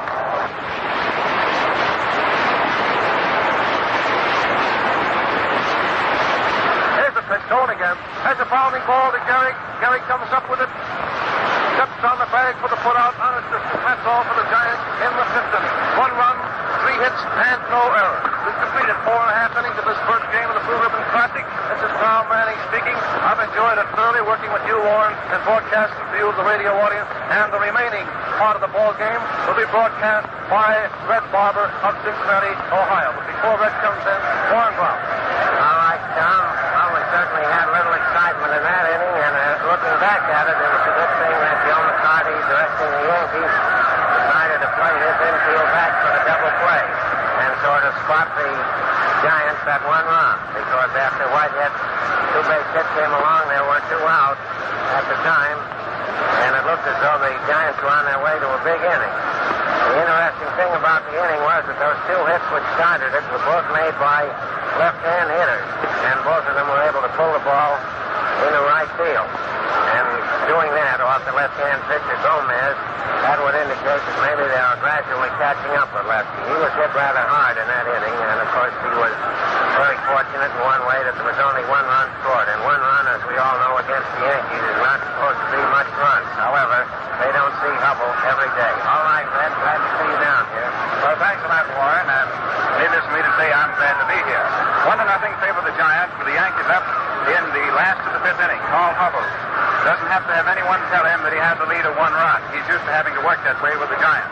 He's pitching now to Holt, who hits the first pitch high and short out into left center. Bartell backs back, drives everyone away, waits under it, and takes it. No Holt, the right-hand hitter, went after Hubbell's first pitch, popped it up to Dick Bartell, who went back into short left center field. And it is 1 up, 1 away, last of the fifth inning. Hubbell has now retired the last 12 Yankees in a row. So far, he's pitching a 1-hitter. It is 1-0 favor of the Giants. Gomez retired 11 Giants in a row before Ripple first stepped in the fifth inning single to start off New York 1-run inning. The only score so far in the 1937 World Series. Up there now is George Selkirk, strong left-hand batter, takes outside, ball 1. A curve thrown by left-handed pitcher to a left-hand hitter that broke off just around the knees. Selkirk pitches up his trousers, loops his shoulders a little. He's turned toward right field. The Giants are playing him as a full hitter, out of the bench deep and pulled around toward right. Hubbell out of his pitch delivers. This one's a curve low outside under the knees for ball 2. 2-0 to Twinkle-Toe Selkirk, the young man who had perhaps the hardest spot ever to fill in baseball when it was his job to take over right field when Babe Ruth hung up his spikes as far as the Yankees were concerned. Selkirk looking at six, raising it down once, twice. Hubbell set in with it, swung on and missed for strike 1. Selkirk didn't like that one. After he swung and didn't get it, he beat his heavy under the bat down onto the plate as if to say, there was my cousin pitching, I didn't blame Ken with it. 1 out, nobody on. Last of the fifth, Giants leading 1-0. Hubbell down, ball 3, just missing the outside. Hubbell has given us a sight of that famous screwball just 1 time. That is, it really counts this afternoon. The 1 time he exploded it is when he struck out Gehrig in the 4th inning. Hubbell taking his time, looks into the dirt now after getting the sign, straightens up, swings left arm. The pitch is swung on. 3-2. Now is a change of pace curveball, twisting its way down in there. Not every ball that looks a little backward thrown by Hubbell is his screwball, because he throws such an assortment that a lot of his curves breaking down would sail. When you really see that screwball, you know it. The pitch is hit a high fly ball into short right field. Back goes second baseman Whitehead. Under comes Ripple, and it's Ripple for the catch. That one went about 2 miles. One up and one down. Whitehead was all the way back out in a pretty fair piece of right field. He had to make up his mind first if he'd take it, then second that he wouldn't. Ripple, waiting right there, came in for the kill. 2 away for the Yankees. Last of the 5th inning. Giants out front 1-0. The hitter is Tony Lazzeri. Ed McCarthy drive through him in the 5th inning. Most important base hit of the afternoon. So that sent Ripple around the 3rd. Lazzeri in a crouch, looking at stick sharply. Right-hand batter swings and fouls it into the dirt. Justin Mancuso retrieves. Strike 1. We have both pitchers left-handers today, and both of them flirting with Lady Luck, as both are wearing 11. However, the dame cannot smile both ways at the same time. Hubbell has never lost an opening World Series game, and Gomez has never lost a World Series game. Somebody is going to get hurt before this day is over. Hubbell pitching to Lazzeri. Call strike 2. He picks up the inside corner just under the letter. Right over the short rib. Nothing in 2. 2 out. Nobody on. Last of the 5th inning. The Giants ahead 1-0. Outfield sharply toward left. Playing Lazzeri as an out-and-out full hitter. The pitch is into the dirt in front of the plate. Ball 1. The first time that Hubbell has thrown anything that looked wildly. However, that's not a wild pitch. A wild pitch is only so scored when there's a runner on base to advance and take advantage of it. Just ball 1. 1-2. Hubbell has retired the last 13 Yankees in a row. Given up just 1 hit, 1 base on balls, and that's coming in the 1st inning. First third of the 1st inning. Up into his swinging stretch. Delivers outside. A curve that did not come down and in to a right-hand hitter thrown by a left-hander. 2-2. Down at shortstop. Purple box, Dick Bartell. Fidgeting with his uniform, putting his cap down. Melot, the reform right fielder who's done a great job at third base. Moves a little dirt. Moves out his terrain around him. He's pulled over pretty close to the foul line. Whitehead is over almost back to second base. Here's the 2-2 pitch. Swung on and missed for strike 3. That's the 3rd strikeout for Carl Hubbell. And for the first time pitching with a 1-run lead, he makes it look just that much better. Bob has now retired the last 14 men in a row. We pause for station identification.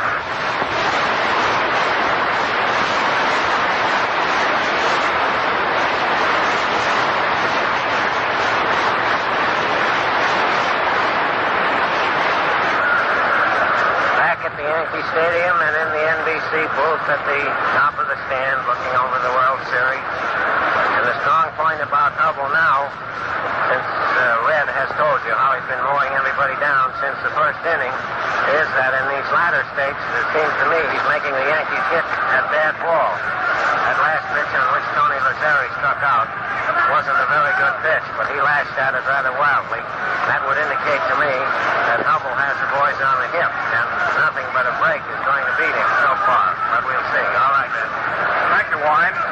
It's the top of the Giant batting order up in the 6th inning. Joe Moore coming up for his 3rd time, and he so far hasn't gotten the ball out the infield. Hitting left-handed, he takes outside, just missing by a hair for ball 1. Joe first up in this ball game, grounded out to Gehrig unassisted, then hit back to Gomez in the 3rd inning. The pitch, strike 1 call. 1-1. Joe Moore standing deep in batter's box and close over to catcher Bill Dickey, who remains down in his crouch, now straightens up, sets his mitt at the target. Swung on and fouled into the upper deck of the stands and back of third base. Going for a high outside pitch. Joe didn't pull it enough, and it's 1-2. First man up in the 6th inning. Gomez pitching behind now as the Giants lead him 1-0. The outfield is toward right. Moore swings, hits it right back to the middle, safely through into center field. A ground single back past the mound over second and out into center field for hit number 5 for the Giants and hit number 6 of this first game of the 1937 World Series. Joe Moore singles right through the middle. And with nobody out for New York, top of the 6th, the Giants already ahead 1-0. Moore leads down on first. Gehrig has to roll the inside corner, and Dick Bartell, who got the first hit of the series, has 1 for 2 is up. Takes inside, throws against him, ball 1. Gomez coming down with a fastball just under the waist on the inside. Bartell stands, turns toward right field, but when he steps in on the pitch, he throws for short. Gomez delivers. Bartell swinging, hits a high fly ball into right field. Selkirk waiting in the middle of the track for it and has it. Halfway down to second, Joe Moore turns at the catch and retreats back to third base. 1 out, top of the 6th. Stepping up is Melvin Ott, who was a New York Giant regular at the age of 17, as he's been ever since. Ott stands just as close to catch a Dickey as he can get. Outfield toward right. Mel swings and misses, and he took his cut. One that came down under the shoulders on the inside. And hitter up against a left-handed pitcher. Gomez drives up his left hand, rubbing it across his shirt, takes the sign hurriedly, sets in pitcher's position, throws out of the shoulder, fastball wide, and it's 1-1. One away. Joe Moore, very fleet, knows his way around those bases, leading down off first.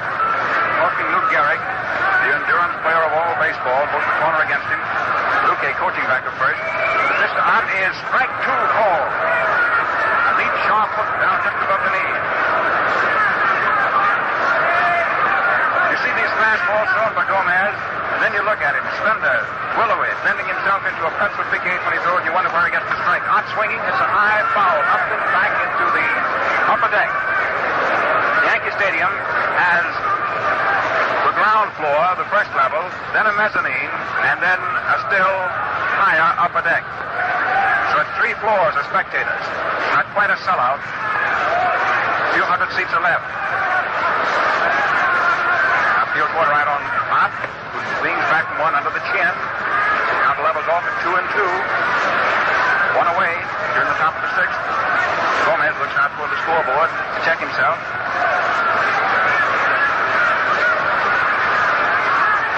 Ott waiting. 2-2 pitch is swung on, lifted high and fouled. Dickey coming back underneath it, over by the Giant dugout, and makes the catch. 1 step out in front of the Giant bench. Resting in their box right in front of New York's dugout. Now that's 2 away in the top of the 6th. Joe Moore, who opened up with a single through the middle, is still at first base. Hank Lieber, who's been given chance after chance by Bill Terry, who's received another strong vote of confidence from Boss Bill by starting him in this first of the 1937 Fall Classic games, is now coming up for his 3rd time. Lieber was struck out by Gomez to end the first inning. Then he popped up to second base in the 4th to Lazzeri. Now he's up for his 3rd trip, 0 for 2. The outfield deeper out toward left. Swinging, fouled it straight back onto the screen. Strike 1. Hank, big, blonde. When you look at him, nobody has to tell you that he was one time a fullback. He's built that way. Right-hand hitter who cowtails that war club and swings from his heels on up and out. 2 away, and Joe Moore ready to go on anything, leading down off first. 270 feet away. Lieber steps back out of the box, figuring Gomez taking too much time. Lefty, very, very nervous. The perfect antithesis of Hubbell, even though they're both left-handed. Delivers outside. 1-1. Fastball streaking down. Wasn't quite even close. Lieber steps back out of the box, picks up a little dirt in his right hand. Now sets. He stands right up against the plate, feet wide spread. That cocked way back, over his right shoulder. He swings, and it's a long belt. Deep and high out into left. Holds back under it, and takes it. That's all for the top of the 6th inning. And with the Yankees coming in for the last of the 6th, the Giants lead 1-0. As calm Carl Hubbell starts pacing out toward the mound. And into the mic, Warren Brown. All right, Red. I was going to pay particular attention to that last half inning because it was the one in which Gomez had the pitch after he was roughhoused a little bit just before that. And when Joe Moore, another left-hand hitter, led off with that single to the infield and out into center field, I began to wonder whether Gomez was losing his stuff or not. However, Lefty is still out there battling him because he recovered, and while the Giants have one run off him, they certainly haven't distinguished themselves any more than the Yankees themselves have against the pitching of Carl Hubbell. Gomez is still the effective pitcher and a great pitcher, and there's been nothing happened in this game to disprove that. As he goes through his work out there, as Red told you, he seems to be a little more busy than Hubbell is. Hubbell is certainly a very calm sort of a person, and playing behind that one-run lead, he has the advantage. All right, Red. The applause greets the appearance of Lefty Gomez as he steps up to hit against Hubbell, first up in the last of the sixth inning. Hubbell out there pitching to protect his 1-0 advantage. Gomez hitting left-handed. Thrown out. Whitehead to McCarthy, his other time up. He ducks, hits the dirt as one comes right in at the point of his shoulder. Ball one. Well, that certainly wouldn't be the accolade that one pitcher gives another. But at any rate, it was a warm salutation. As the boys say, Gomez was low-bridged. He had to pull his ears in a hurry in order to keep them both. Up now, drying off his hands, rubbing the dirt off of them. Mancuso doesn't look at all sympathetic. Squatting down in his crouch, now stands up. Gomez dries off his hands. He couldn't get them quite dry rubbing along his uniform, and one of the Giants threw them the giant batter's rosin bag, and he used it and then tossed it back. Ball one, of course. Outfield a little toward left. Tough pitches. High inside. Ball two. Mancuso turns over that ball. Umpire Ormsby, who examines it, takes it out of play, and another one's put in. Turns straight back to Hubbell. 2-0 to Gomez. First up. Last of the sixth inning. The Giants lead the Yankees 1-0. Got that run. Top of the fifth. Hubbell retired the last 14 Yankees in a row. Hubbell delivers 2-0. Inside and high for ball three. And Hubb is behind on his control now for the first time since he walked Rossetti. First up against him in the ball game. Earl Combs coaching back up third. Coaching back up first. Fletcher back up third. Both of them setting out a hoop and a holler. Gomez starting to play from behind. Ahead 3-0. Hubb comes in and gets it. The automatic strike. 3-1. Just above the knees. Mellott playing up close, about third. Up tries 3-1 and registers. Strike two called. Up behind 3-0. Has thrown his last two pitches right through there. Picks up his cap for a moment, wipes the perspiration off of his forehead. It's a hot, muggy, steaming sort of an afternoon. So he was sitting in the upper deck of a double boiler. Up ready for the 3-2 pitch, aims it. It's swung on and foul tipped back. The first time that Gomez has offered it one. Up this time, first and the last of the sixth. Cue ball put in the way by way of third baseman Ott. Coming it up, he walks calmly over toward the mound. There are two rather cool customers. Ott at third, Hubbell on the mound. Another cool one's Mancuso under that bat. Right side of the infield, talking it up between them. Coffee and Whitehead. Now Hubb, an easy swinging stretch. He doesn't wind up.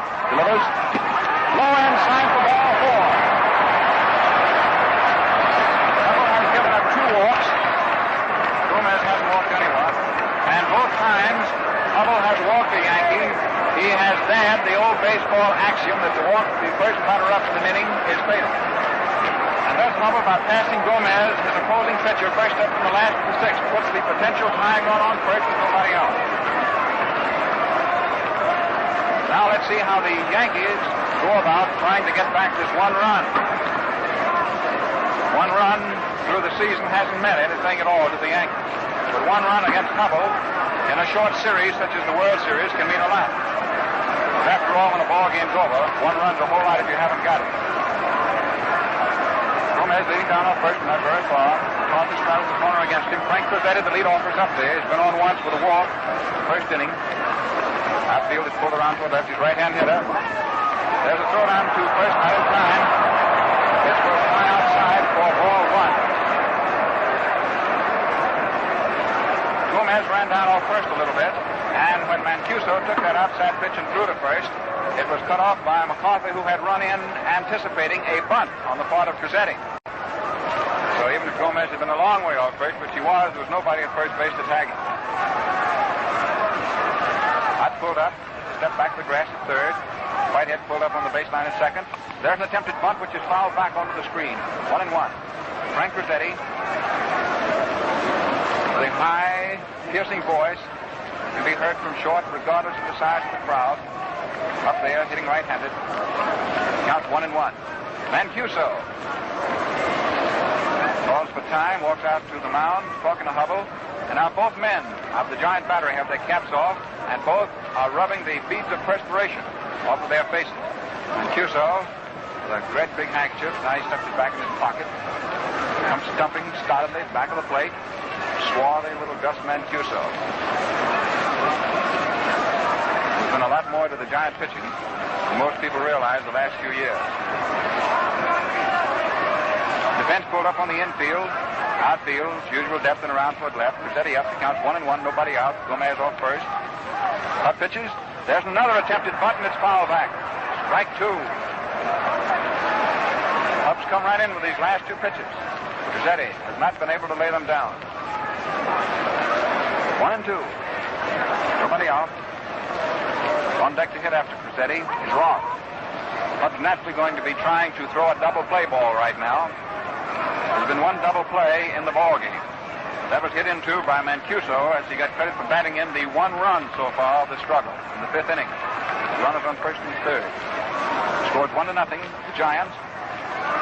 Ball game here at Yankee Stadium. Sort of a cloudy, smoky afternoon. Crizzetti waiting now behind 1-2. Hutt pitches. Crizzetti swings at the line, drive hit out into left field. It's a base hit. Joe Moore takes it on the first bounce. Gomez holds at second. A sharp single for Crizzetti into left field. A long single. And I imagine the Giants wish now that Crizzetti hadn't fouled off those two pitches when he was trying to bunt. Hubbell, after getting 14 straight Yankees, walked Gomez. The second pass he's given up. Walked Gomez first up in the last of this sixth inning. And Crizzetti, after vainly trying twice to sacrifice, swung on a 1-2 pitch and hit a clean line drive single to left. That's the second hit off Hubbell. And now the tying run is at second and nobody is out, and the batter is Red Roth. The Giant defense is pulled in after the certain that there's going to be a bunt. Roth takes high outside. Mancuso throws to second, and Gomez is saved as the ball gets away from Bartell. Mancuso has Gomez picked off second base, but his throw gets away from shortstop Bartell. And Gomez slides back in and is safe. He was absolutely caught off second base. A pitch out coming down to Roth. Outside for ball one. Mancuso throwing to the third base corner of second. And Gomez cleanly caught off. And it is an error on the play for Bartell. The first error of the series. Bartell letting Mancuso's throw get away when Gomez was caught cleanly off second. Error for Bartell. And Gomez remains at second base.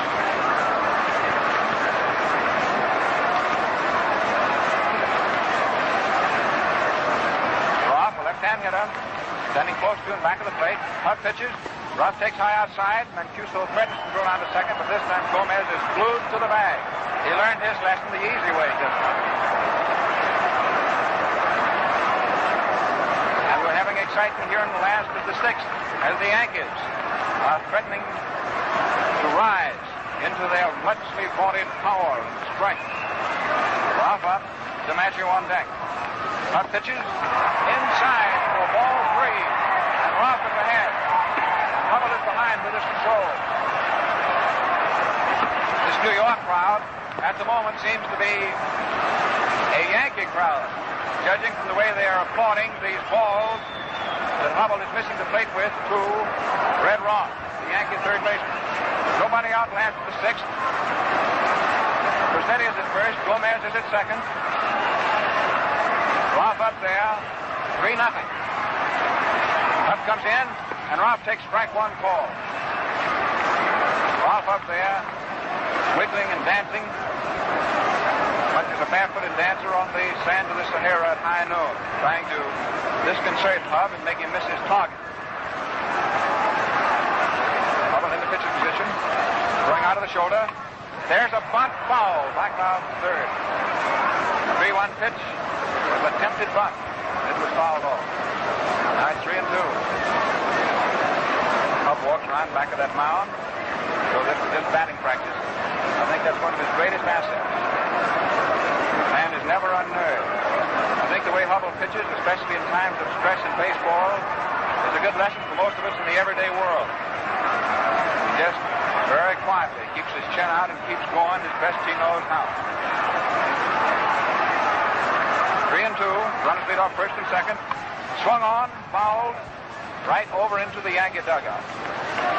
Still 3-2. The pace is rather slow. The Giants become thinkers. In a clutch, they figure out everything they're going to do, and they're certain that everybody on the ball club knows exactly what the defensive move will be. Drawing off that left hand of his, throws away the rosin bag, steps up onto the rubber, shrugs his shoulders, gets a look at those runners, now looks down, takes a sign from Mancuso, who's staying in his crouch. Roth crouching, a left-hand hitter over the plate. Club pitches. There's a high foul coming up and back. Mancuso coming back, cannot get it. It lands just back on the screen. Still 3-2. Still the old blood pressure keeps pounding away up there at a baseball high for excitement. The Giants drew first blood this afternoon. The only blood so far that's been let. They got a run in the fifth inning. They're leading by that margin, 1-0. However, here in the last of the sixth, a walk, a single, and then an error allows Yankees to be at first and second and nobody off. The 3-2 count is to Red Roth. Up looks around. Gomez leads off second. Rossetti comes down off first. Up pitches 3-2. There, stuffed it out into left center field. It's a hit. Gomez holds up at third base, and the bases are loaded. A single to left center field. And the bases are full and nobody out in the last of the sixth. And now, the dynamiters, DiMaggio, Gehrig, and Dickey is the program.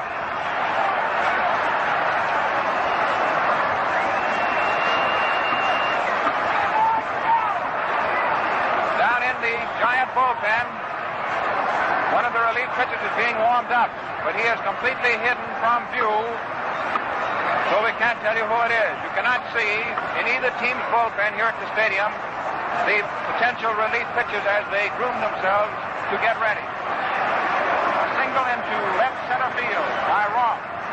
Advances Rossetti to second base and Gomez to third. They both had to hold to see whether Joe Moore could come in and make the catch, which he couldn't. Now the base is loaded, nobody out. Last of the sixth inning, and Joe DiMaggio, jolting Joe is up there, right-hand hitter, feet wide spread.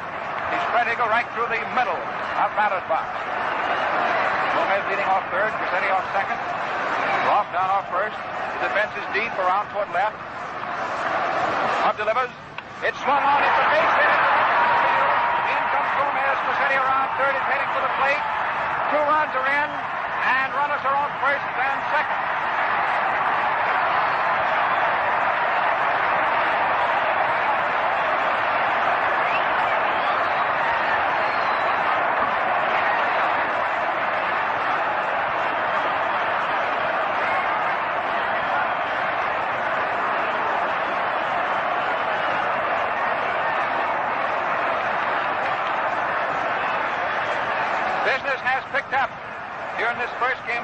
Series in the last of the sixth inning with the bases full and nobody out, and the Yankees behind 1-0.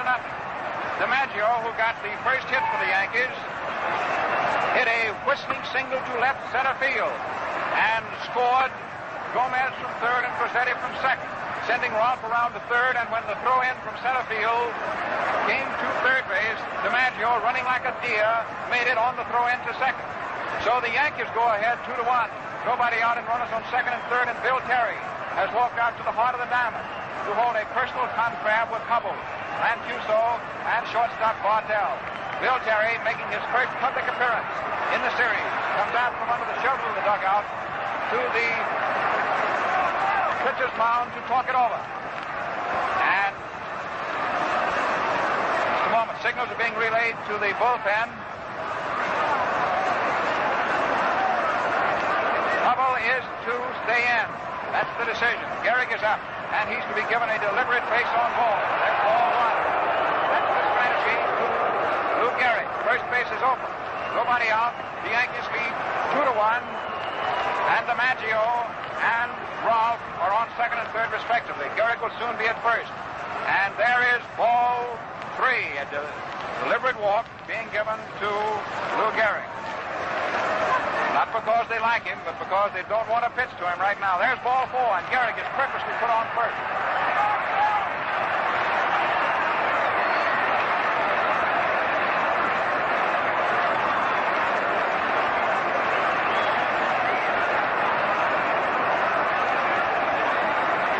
Again, the bases are loaded with nobody out in the last of the sixth. Bill Dickey is up there. Bad Bill, as the Yankees call him right now. He'll be Sweet William if he delivers. The infield is pulled up on the base paths. The left-hand hitter is Dickey. Hubbell pitching. Low outside for ball one. The Yankees have caught and passed the Giants, and they're threatening to do still more here in the last of the sixth of this first game. The Giant enter defense right up on the base paths. Bases jammed. Runners at all 3 points. Dickey waiting. Takes low for ball two. One just under the knees. Ball two.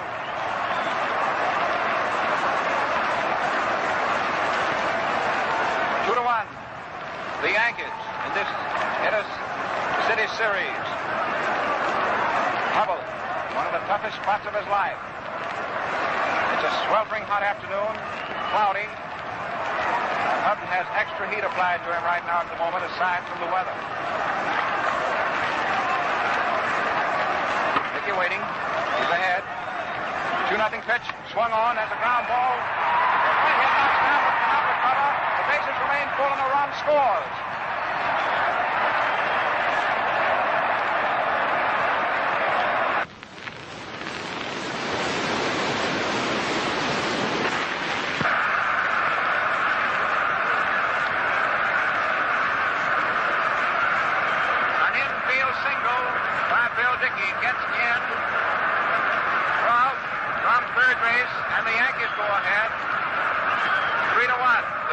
Still are loaded, and yet no one is out in the last of the sixth.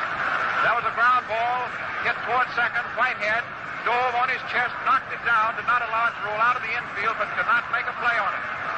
And now it's Dickey off first, Gehrig off second, and DiMaggio off third. The batter is Poe, hitting right-handed. Nobody out. High inside. Ball one. Poe hitting right-handed. Hubbell, great left-hander. Great deal of trouble. 3-1 now, and the Yankees are pressing their advantage, riding hard.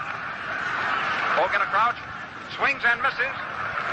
1-1. Up broke a curve in just above his knees on the inside.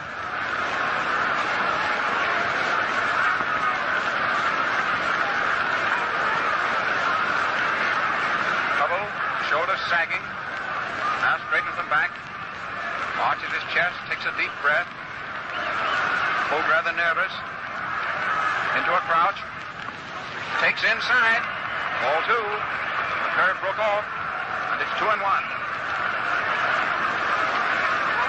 The Yankee siege guns are on the bases. DiMaggio at third. Gehrig at second. And Dickey at first. Nobody out. 3 runs in. This is the 7th hitter for the last of the 6th. Up comes down. There's the ground ball hit to third. The play is to the plate. 1 out. A force at home. That's the first out for the last of the 6th inning.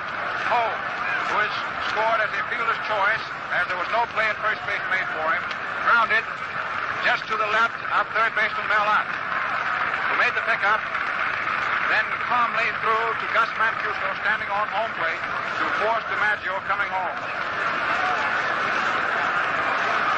That's 1 out. The base is still full. The batter is Selkirk, the 8th Yankee, up here in the last of the 6th. Hitting left-handed, turned toward right field. Very, very strong and brawny and quite active. on the left side, up on the bases, almost up to the base paths on the right. Swinging strike one. Curveball broke off the fingers and down on the inside. Selkirk went after it and didn't get it. Rubbed his hands together. Outfield deep, pulled around toward right. Shortstop Bartell and Ott, right up on the baseline. Whitehead's back a step or so from the baseline. Inside under the chin for a shave and ball one. 1-1 to Selkirk.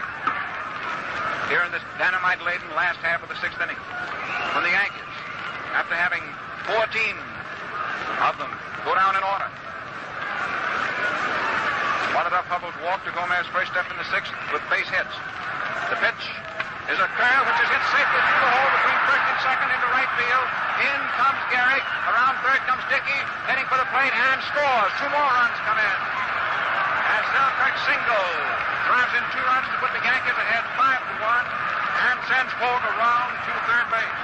A single to right by Selkirk. Hits sharply through the hole between first and second.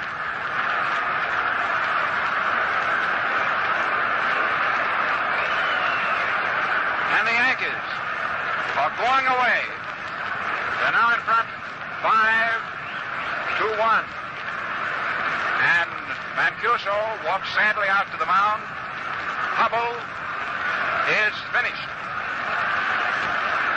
And back in the dark resources of the giant bullpen will come another of Terry's mound crew to assume a burden which apparently was left in the last game of the 1936 series. It seems as though we are right back beginning today where we left off last fall.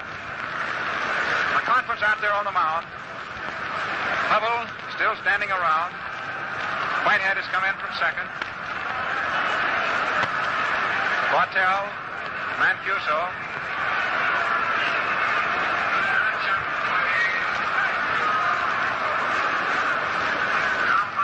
Harry Gumbert, the tall young right-hander, is coming in to relieve Carl Hubbell. 8 of the Yankees faced Hubbell in the last of this sixth inning. 7 of them got safely on, and 5 of them have scored.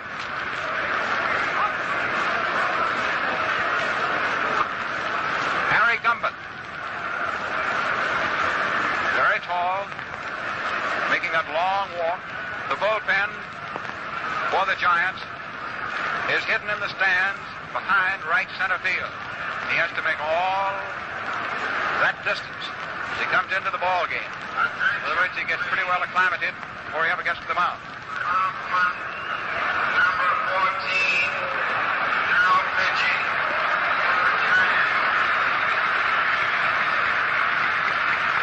Gumbert first announced over the loudspeaker, and now Kaufman. And it is Dick as he steps to the mound.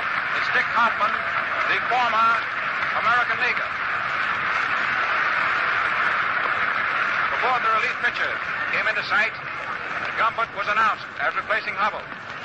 But after the pitcher came into sight, it was announced as Kaufman. Dick Kaufman, right-hander, who has been prominent as the Giants' #1 relief man the last couple of years. Kaufman throwing down to Mancuso. We've had so much fireworks lately while Kaufman's limbering up. Warren, how have you seen it? Well, it seems a long time to go back that far, Red, but I'm still thinking about that play at second base when the ball got away from Dick Bartell after it seemed as though Mancuso had trapped him off, and it was amazing the way the Yankees leaped into action after that break, which was very definitely the break for which they've been waiting throughout this entire ball game. It's also interesting to me to note that when Gomez had his bad inning, which was the 5th, he managed to escape from there with 1 run. When it came time for the Yankees to tear after Hubbell, one thing or another, combined with their own powerful hitting, particularly those singles, which were hit with a great deal of authority, certainly ruined his afternoon for him very rapidly. There was one possible play in this inning, a play that Whitehead tried to make on the ball Bill Dickey hit down. It was a slow hit ball, and Whitey made a noble try for the ball, diving after it, but he was unable to get the ball and get it in time. to make a play for anyone. It seems interesting to me, Red, at the present time that we've gone through an inning here with the Yankees making 5 runs, and so far there is no semblance of their patented home run. Been almost in one of these big innings of the Yankees, it seems as though somebody walks up there and hits one out of the park. Isn't that your impression of the Yankee big inning? Right you are, Warren. And there's also some big stuff brewing down there, which doesn't very often happen. Now, that mistake about announcing Gumbert as the relief pitcher is causing a furor, and I guess you know the technicalities involved. Suppose you go ahead and explain it, Warren. Well, after he becomes announced officially as a pitcher, he is definitely the pitcher until at least he throws one ball. And when Kaufman appeared on the mound, Art Fletcher, the Yankee coach, immediately went over and started complaining to the umpires about it, and the result was there was quite a conference. Now we have Gumbert back there. Gumbert, number 10, now pitching for the Giants. So that's the way that thing works out. I think that's the first time in World Series history that I've seen anything like that. Frequently in baseball games, we've seen a pinch hitter announced and go up to the plate. For example, a left-handed hitter going up to hit, and a pitching substitution is made, whereupon another announcement is made of a right-hand hitter, and the right-hand hitter takes his place at the bat without the left-hand hitter having been up there at all. But as far back as I can remember, this is the first time we've had a pitcher in the game without doing any more than warming up in the bullpen and walking all that long distance. And it certainly is a long distance from that giant bullpen in right field. So that now that law and order has been restored again, we really do have Harry Gumbert out there pitching, and I congratulate you, Red, on detecting that, even though Kaufman got in ahead of him. Well, thanks a great deal, Warren. And I guess baseball is like life itself. You can never tell just exactly what's going to happen. First, Gumbert is announced, and then a correction. And apparently that's all there is to it. So most of the folks up here think that Kaufman's coming in to pitch. And then suddenly a technicality is involved. And it was involved around whether the public address announcer was officially informed that Gumbert would pitch. And evidently he was, because that being the case, Gumbert has to pitch. Had the announcer himself just on his own authority said Gumbert would pitch, that wouldn't have had any bearing. And now up there now is Lazzeri. But the throw goes over to first base as Gumbert officially goes to work. Harry Gumbert, the former Baltimore Oriole, throws again to first base. Here's the situation here in the last of the 6th. With one man out, Selkirk is at first, and Hogue is at third. The Yankees are riding out in front, 5-1. Up there at the plate in a crouch is the very stick. Gumbert delivers inside for ball 1. And now technically Gumbert is in the ball game. He's delivered one pitch to Tony Lazzeri. Outfield around toward left. The Yankees lead off first and third. A curve floating down in there for call strike 1. Lazzeri looking at it and takes it. Tony hit back to Hubbell in the second inning and was promptly tossed out at first, and then Hub struck him out in the 5th. That was when Hub wound up his great sequence of 14 straight Yankee victories. And that was the last of that string. The Yankees put on a string of their own here in the last of the 6th. There's a slow ball hit through second base to right center field. In from third comes Hogue. Around the third goes Selkirk. A change of pace was met with a half swing by Tony Lazzeri, who was trying to hit behind the runner, and he singled through the middle, right underneath Burgess Whitehead, who was running up on it. And in comes another run, and the Yankees are now +5, leading 6-1. And Gomez, who was first up in the last of the 6th, is now coming up for his second trip in the last of this inning, the 10th Yankee to bat, and just one man is out. A single right back through the middle by Lazzeri, which bats in still another Yankee run. And Gumbert, who had to come out and pitch to one man, now is taken out, and Kaufman comes in.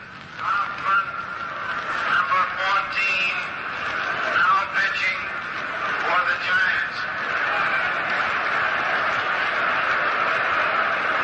And now at long last, as the fellow once said, Kaufman is in the ball game. Dick Kaufman comes into the ball game, and as he comes in, Yankees are ahead 6-1. Incumbent pitched to one batter, Lazzeri, who singled and knocked in the Yankees' 6th run. Up now is Gomez, who was first up in the last of the 6th, then drew a walk. The fateful pass. Gomez hitting left-handed. Dick Hoffman, tall, rugged right-hander. Off first is Lazzeri. Off third, Selkirk. Gomez says Kaufman's taking a little too much time, so he stepped back out of the box. Ormsby, of course, calls time. The outfield a little toward left. Swinging, strike one. Kaufman came down with a slant, just above the knees on the inside.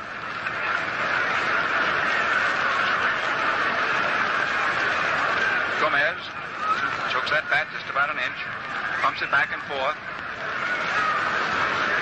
Shot infield, pulled right up on the base paths. Low inside for ball one, right across the shins. 1-1. Fletcher jumping up and down, back of third. He's very, very elated. Looks as though he's filled with the elixir of life. The pitch is low. And it's ball two. 2-1. 6-1 in favor of the Yankees. 6 runs in the last of the 6th. Apparently, that isn't all. Gomez in a crouch, takes low, and it's ball 3. 3-1. Hoffman punishing a big chew of the backer. Sets the point of his jaw out there, very belligerently. Now walks around back of the mound, kicks a little dirt, pulls the peak of his cap down snugly over his eyes. Spits into the black loam topsoil of the Yankee Stadium. Looks toward first, toward third, now delivers 3-1. Low for ball 4. Twice Gomez has walked here in the last of the 6th inning. And this reloads the bases. Still just 1 out. Gomez, twice up here in the last of the 6th, is both times given an ante-ope to first base. This pushes Lazzeri down to second, and Selkirk down to third. Selkirk already at third. Bases full. 1 out. Batter is Frank Lazzeri, who singled sharply once in this 6th already, up for his 2nd time. Takes it way outside. Ball 1. Little shortstopper of the Yankees. Choking that war club. Standing right off the plate, easily balanced. Bases just as full as a tenement house in a busy district. Hoffman right hands it down, and it's swung on and foul tipped back. 1-1. Gomez at first, Lazzeri at second, Selkirk at third. Mancuso goes out to talk to Kaufman.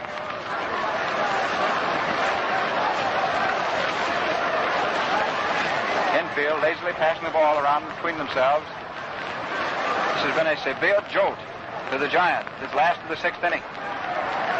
And the Yankees are still the Yankees, running absolutely according to form on the dope sheet. No variations at all. Kaufman comes down, Cruzetti swings. It's a fly ball into short left field. Out comes Joe Moore on the dead run. Under it, makes the catch, and the runners are forced to hold where they are. The throw-in is cut off 2/3 of the way toward the plate by third baseman Mel Lott. That's out number 2 here in the last of the 6th inning. Red Ralph, hitting left-handed, steps up. 2 men gone here in the last of the 6th.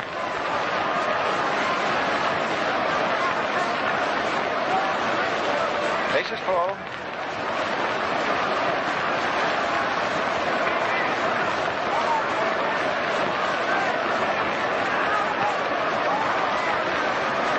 Kaufman drawing up the fingers of his right hand. Ralph pulls the black cap down snug around his ears. Pumps that stick back and forth. Outfield a little toward right. Pitches outside, a change of pace. Ball 1.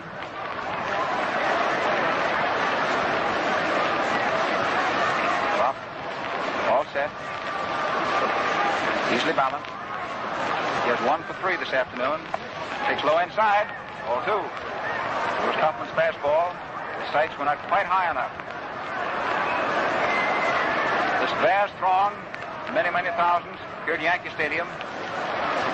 Wildly hilarious.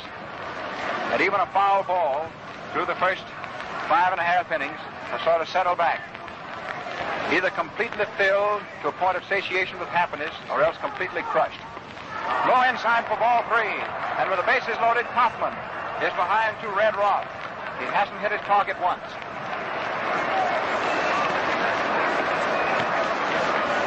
Three and 0.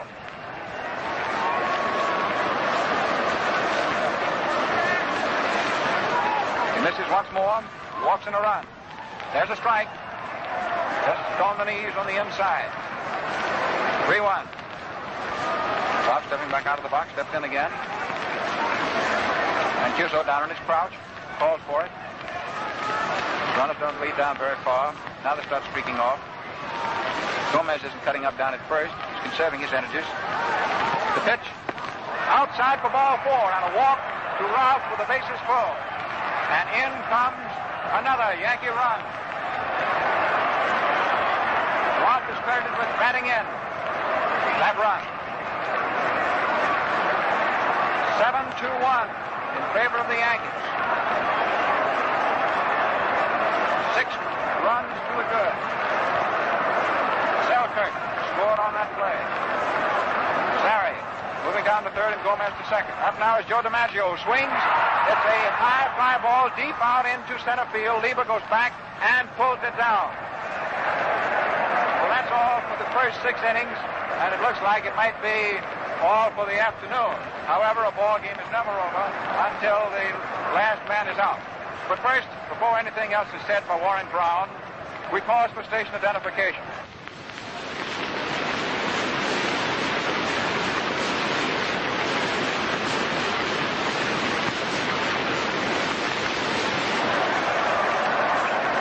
Back at the Yankee Stadium, and this ball game coming to you through the National Broadcasting Company and its associated stations has certainly provided a big inning, finally, after we remained around here for upwards of 5.5 innings watching quite a pitching duel between Lefty Gomez and Carl Hubbell.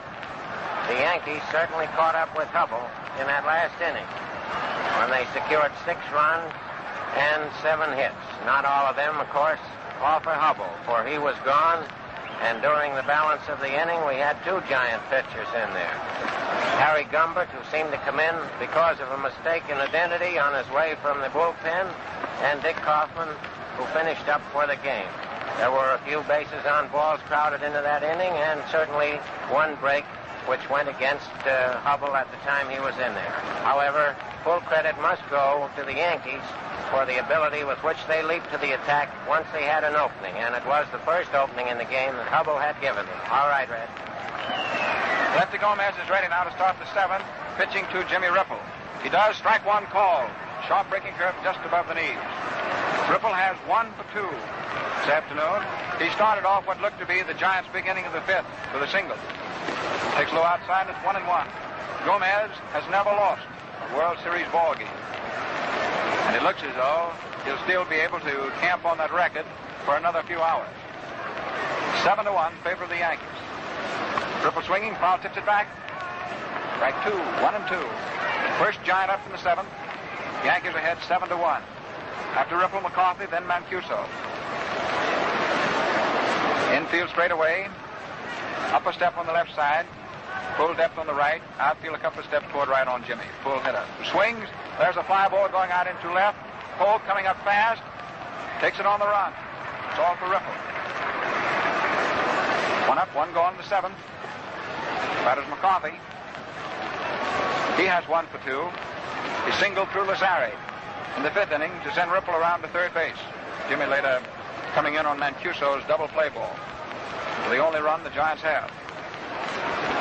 McCarthy, a rookie, takes strike 1 call. This has been his rookie year in the big leagues. And at the end of his first year in the majors, here he is in the World Series, and he has 1 for 2 at the moment, up for his 3rd time. Swings and misses at a curve, strike 2. Missed that one off the end of his bat.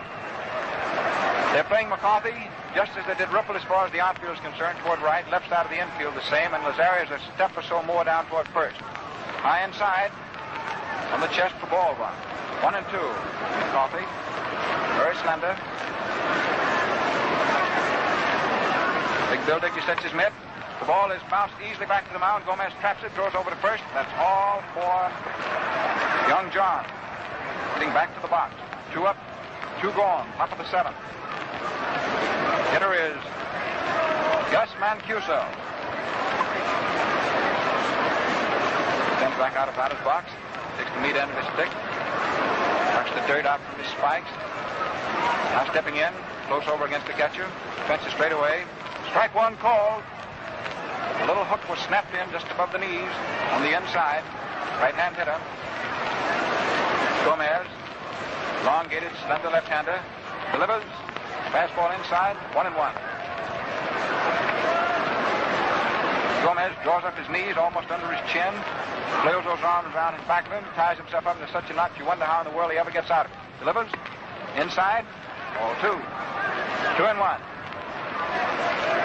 Lefty pitching just as he has all the afternoon. Taking the sign, then going right to work. Takes time out for a blow right now. Looks into the dirt as though he were reading a letter from home. Straightens up, blows again. And this time, it's Mancuso who backs away. He said, well, have the blows on me this time. Gus steps in. Double swinging stretch. Gomez delivers. Mancuso hits it high out into short center field. DiMaggio comes running under it and takes it. And it's nothing across for the Giants in the top of the 7th. And more observations from Warren.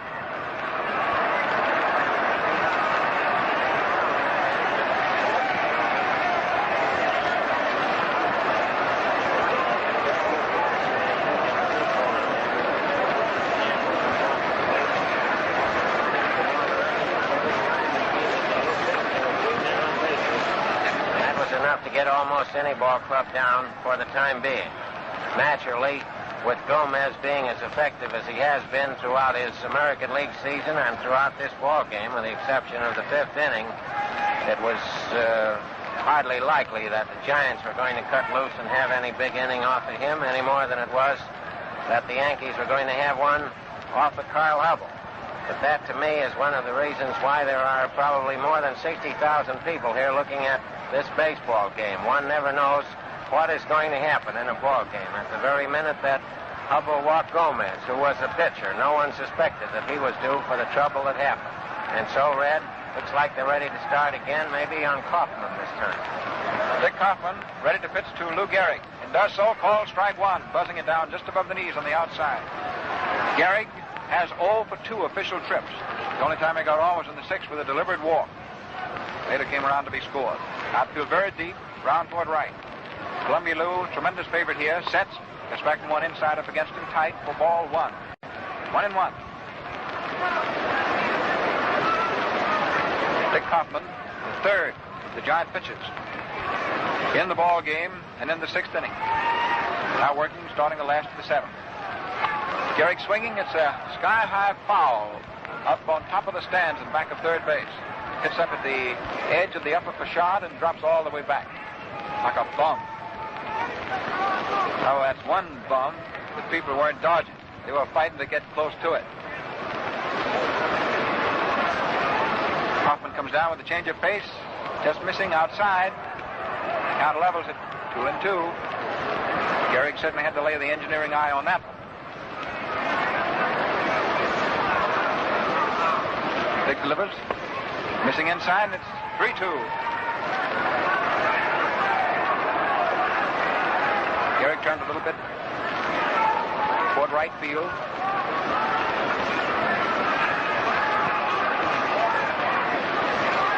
Digs in solidly, standing on those piano legs of his. Takes outside for ball 4. And Gehrig is walked first up in the last of the 7th. That's walk number 3. Given up by Kaufman. Walk number 6 given to the Yankees.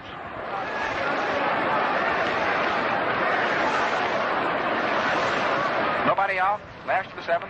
Gehrig now leading down off first. And Bill Dickey, who has 1 hit out of 3 tries, stands waiting. Batting left-handed. Very, very tall and slender for a catcher. Outfield toward right. Dickey pulls. Infield pull up around second. Bill takes a curve outside, ball 1. Kaufman missing.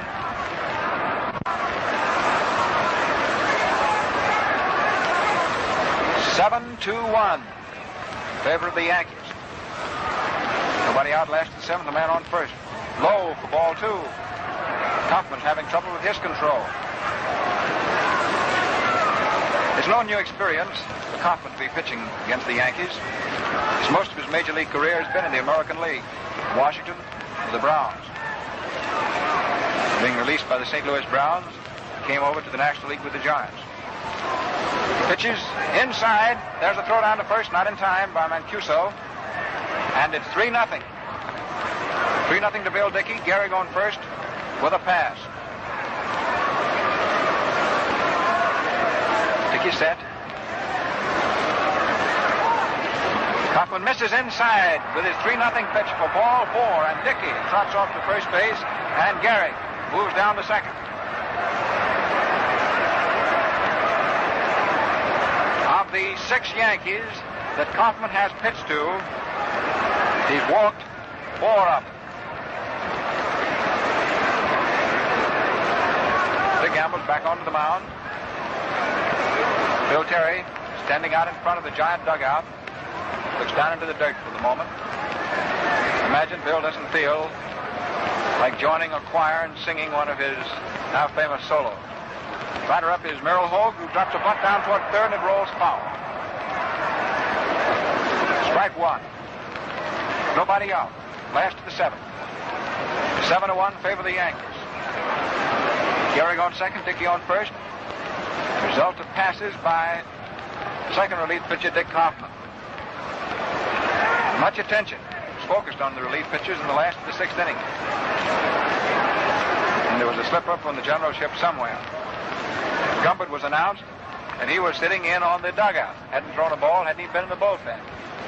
He had to hurriedly go out and pitch to one Yankee, even though Kaufman was announced following him.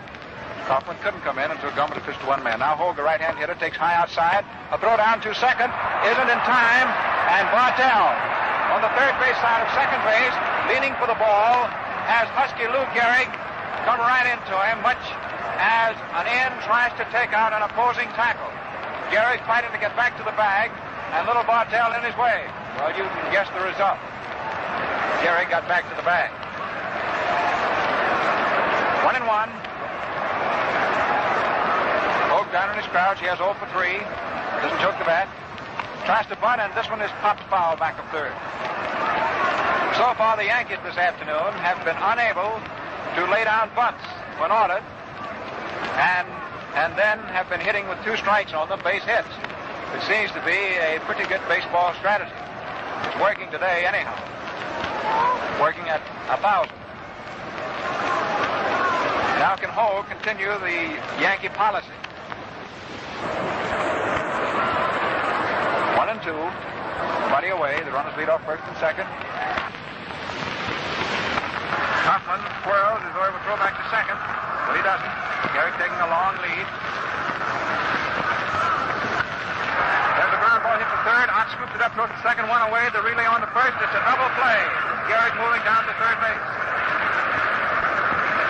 And Hogue was unable to continue that Yankee policy so far of the 6th inning. Trying to bunt, fouling off 2 pitches, then getting safe. He fouled out his 2 bunt pitches, then hit into a double play. Ott to Whitehead to McCarthy. Gehrig on the double play, moving down to third. It's 2 out.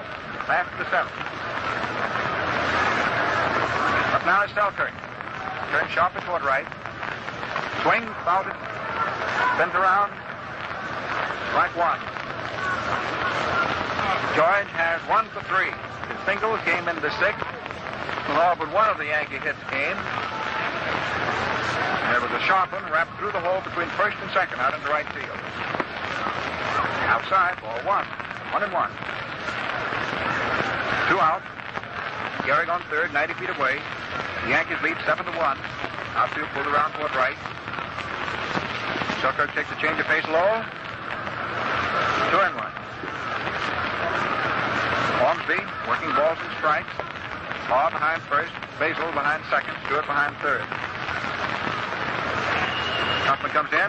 It's an outside pitch which is rolled down to short. Bartell picks it up, throws over to first in time. McCarthy leaning in, makes the stretch and the pickup. That's all for the Yankees. And at the end of 7 innings, it is 7-2-1. Warren. Well, Red, that was interesting to watch how Kaufman righted himself after that bad start out there. Since he got into this ball game, as you pointed out, he certainly was very wild. And after he walked the first 2 men in the inning, that seemed to me to be the opportunity for the Yankees to start a lot more trouble there. But the play that Ott made to turn that drive by Hogue into a double play helped Kaufman out considerably. And I suppose that the Yankees are content with what they have now, and I don't know as I blame them. 7 runs at this part of the ball game going into the first half of the 8th inning seem to be a lot of runs, considering the way that Gomez has been going since he started this ball game. Well, there's the first Giant hitter coming up, Red, so back to you. Burgess Whitehead will start it off as you go into the beginning of the 8th. At the end of 7 full innings, for the Yankees, 7 runs, 7 hits, and no errors, while for the Giants, 1 run, 5 hits, and 1 error. Burgess Whitehead, who has so far the only extra base hit, takes strike 1, call right down in there. First pitch of the 8th inning. He doubled. Last time up, he has 1 for 2. Swinging, it's a fly ball out into center field. DiMaggio waiting lazily under it and has it. It's all for Burgess. 1 up, 1 away in the 8th. And Wally Berger is coming out to bat for Kaufman. Big Wally Berger, former big fan of the Boston club of the National League. Well, there's not going to be any slip-up on who's going to pinch hit. Umpire Orsby and the public address announcer meet, and they tell each other exactly what's coming off. Berger, number 3, batting for Kaufman. The first pitch to Berger is high outside, ball 1. Wally is the big strapping 6-footer, hitting right-handed. Gomez delivers. Berger swings. It's a high fly ball, long out in the center. DiMaggio waiting, takes it. It's off for Berger. 2 up, 2 away. Top of the 8th. Jojo Moore, the thin man of the Giants, or the Gauze Ghost, as he's sometimes called. Now steps up to hit for his 4th time. Means the Giants are starting their 4th batting around. Joe singled through the middle in the 6th. He has 1 for 3. Hitting left-handed, then deep in the box. Takes strike 1, call. Sharp curve down above the knee. Moore is feared as one of the most dangerous first ball hitters in baseball, and he hasn't swung on a first pitch this afternoon. Takes low inside. Ball 1. 1-1.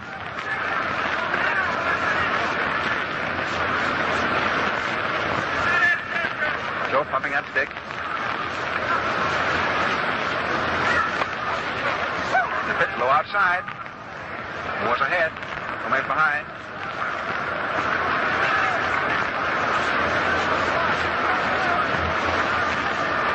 Gomez comes in there. Low for ball 3. 3-1.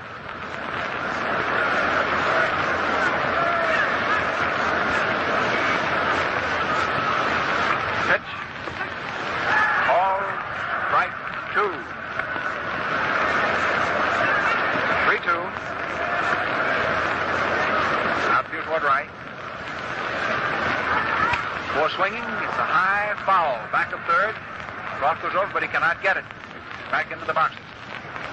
Still 3-2. 2 out. Nobody on. John half of the 8th inning, which is the first of the 8th. The series is being opened. Yankee Stadium, the American League ballpark this year. The Yankees, the home club.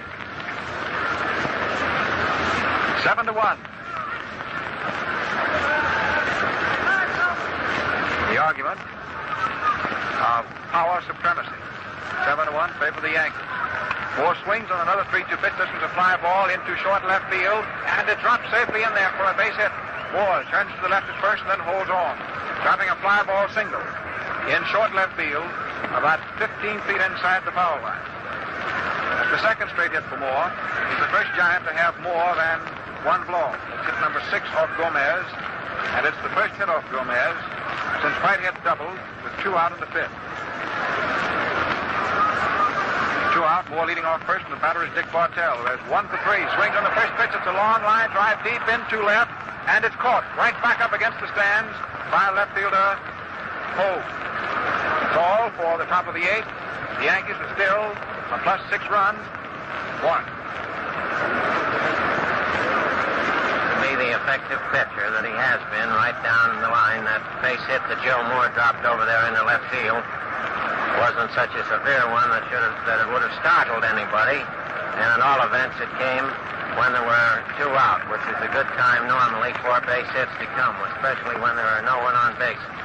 Since his little mishap in the 5th inning, Gomez has gone right straight through this ball game, and he's pitched, I wouldn't say remarkable baseball, but he's pitched the kind of baseball that people have been expecting from him. Because of the fact that Wally Berger was used as a pinch hitter in the game, we will have a chance this afternoon to look at 4 of the Giant pitchers. And Red, because we can never be sure who the Giant pitchers are after that practice that was established in the 6th inning, suppose you take a look at him out there and decide whether or not he's Smith. He looks like Smith to me. Do you think he is Smith? Well, if he's not Smith, Warren, he's certainly wearing Al's uniform and looks just like him.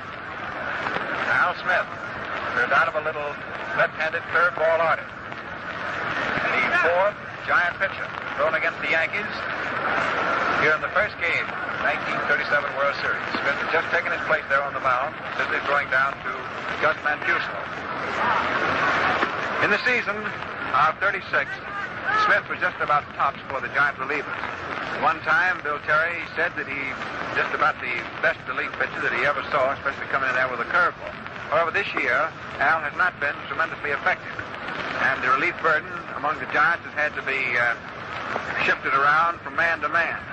However, it's a well-known fact that when the Giants want some real relief pitching, Hubbell has usually been the fellow who went out there and made 1 run stand up. First Yankee up in the last of the 8th inning is Tony Lazzeri. Lots of people are now beginning to leave as we go into the last of the 8th inning. Lazzeri hitting right-handed, swings on an inside pitch, missing for strike 1. A steady stream of people trying to beat the mob, which will be pouring out of Yankee Stadium in 6 more outs. Now leaving already. Lazzeri takes low inside. 1-1. Al Smith coming on for the last of the 8th. And it's the New York Yankees. 7 runs, the New York Giants 1. 7-1. Smith comes down. High. 2-1. Al's very stocky. Throws sort of side on. Doesn't wind up. Outfield is toward the left on Lazzeri. Tony takes up against him for ball 3. 3-1. Smith taking the return from Mancuso, slowly back to the mound.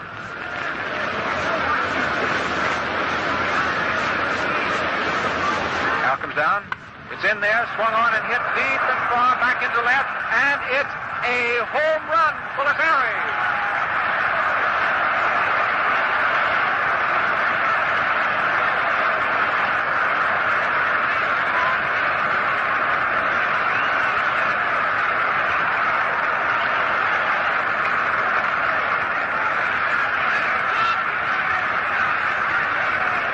A fat pitch, as the boys say, that 3-1.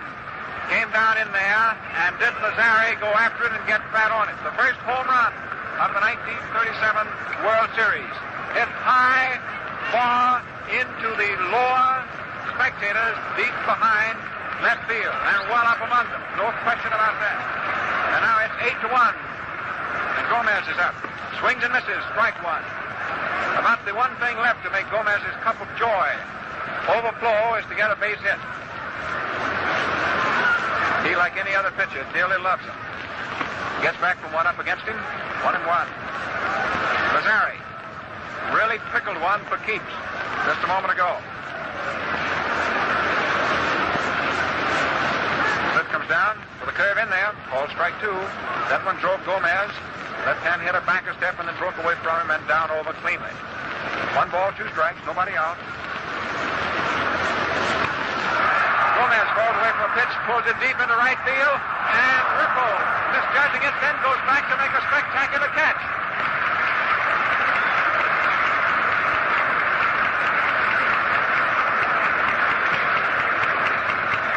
Gomez set to hit that pitch, fell into it, and got his whole weight behind it and drove it deep out into right.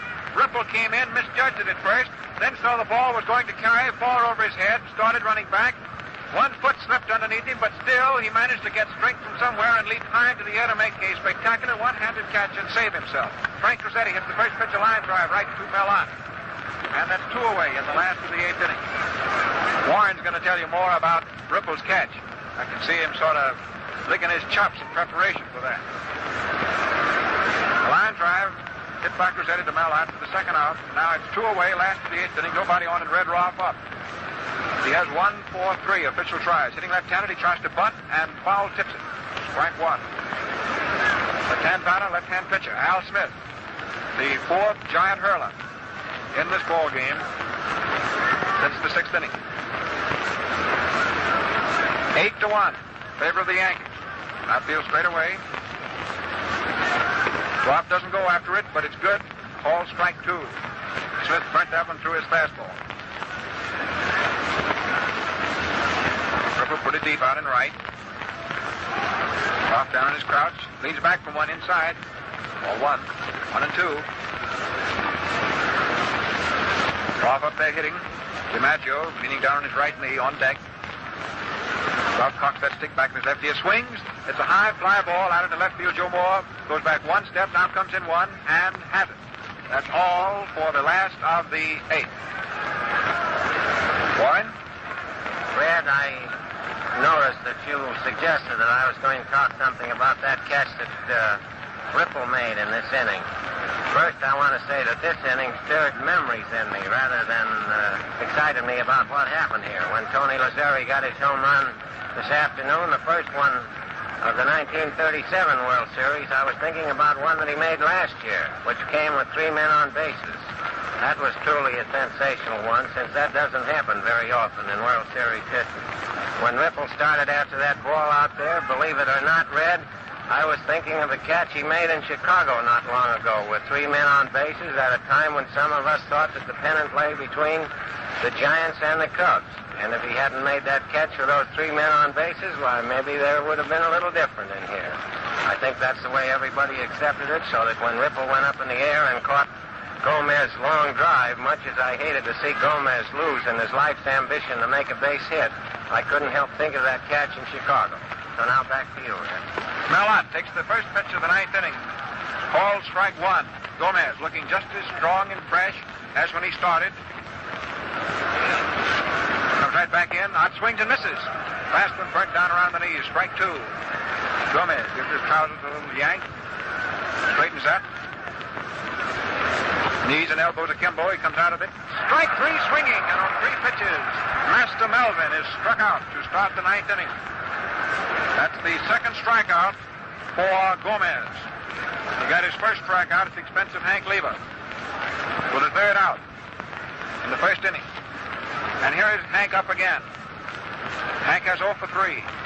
The Yankees had 8-1. 1 out, nobody on top of the 9th. John's batting. Lever takes, outside, ball 1. Gomez still shining brightly underneath that record of his of having never been beaten in World Series competition. Inside, and it's ball 2. 2-0. Outfield is very deep on Hank. If he gets a hold of it, he'll give it a ride. Pitch, right in. That one is taken. 2-1. A steady stream of people going out of every possible exit here at Yankee Stadium. They figured some time ago the outcome of the game was decided. Lever swings. It's a fly ball out into center. DiMaggio coming in, makes the catch on his chest.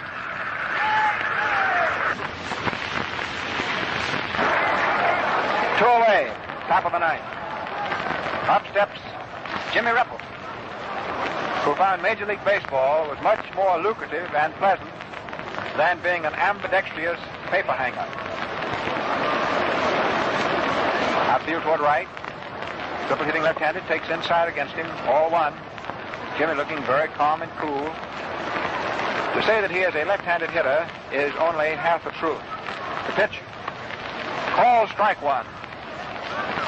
When Ripple came to the Giants, he hit from either side of the plate. Terry insisted that he hit as a left-handed swinger. Low, outside, 1 and 2.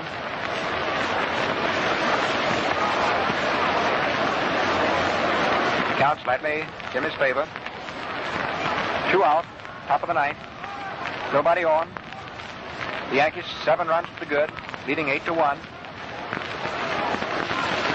2 balls and 1 strike. Gomez delivers. Low outside, and it's 3-1. Ripper looking very coolly. He's 1 for 3 this afternoon. Single pushed up in the 5th inning. Ball 4. Walk going down to first base. And that's the first base on balls given up by Lefty Gomez this afternoon. 7 of the Yankees received gratuities. Ripple on first, 2 out. Batter is young Jack McCarthy. Or John, if you don't know him very closely. Swings and misses. Strike 1. That one right down in there. McCarthy, slender, young first baseman. He's finishing his first year in the majors by participation in the World Series. Swings, foul tips that one back for strike 2. Gomez has promptly gone ahead of him with his first 2 pitches. 0-2 to McCarthy. Dickey down in his crouch. First baseman Gehrig back in his fielding post. Ripple's allowed to lead his ball off first he wants to. High outside, ball 1. 1-2 to McCarthy. Gomez at the moment seems to be just slightly tired. He gives you the impression that he is trying to put a little bit more on the ball than he has any other time. Pitch is high. 2-2.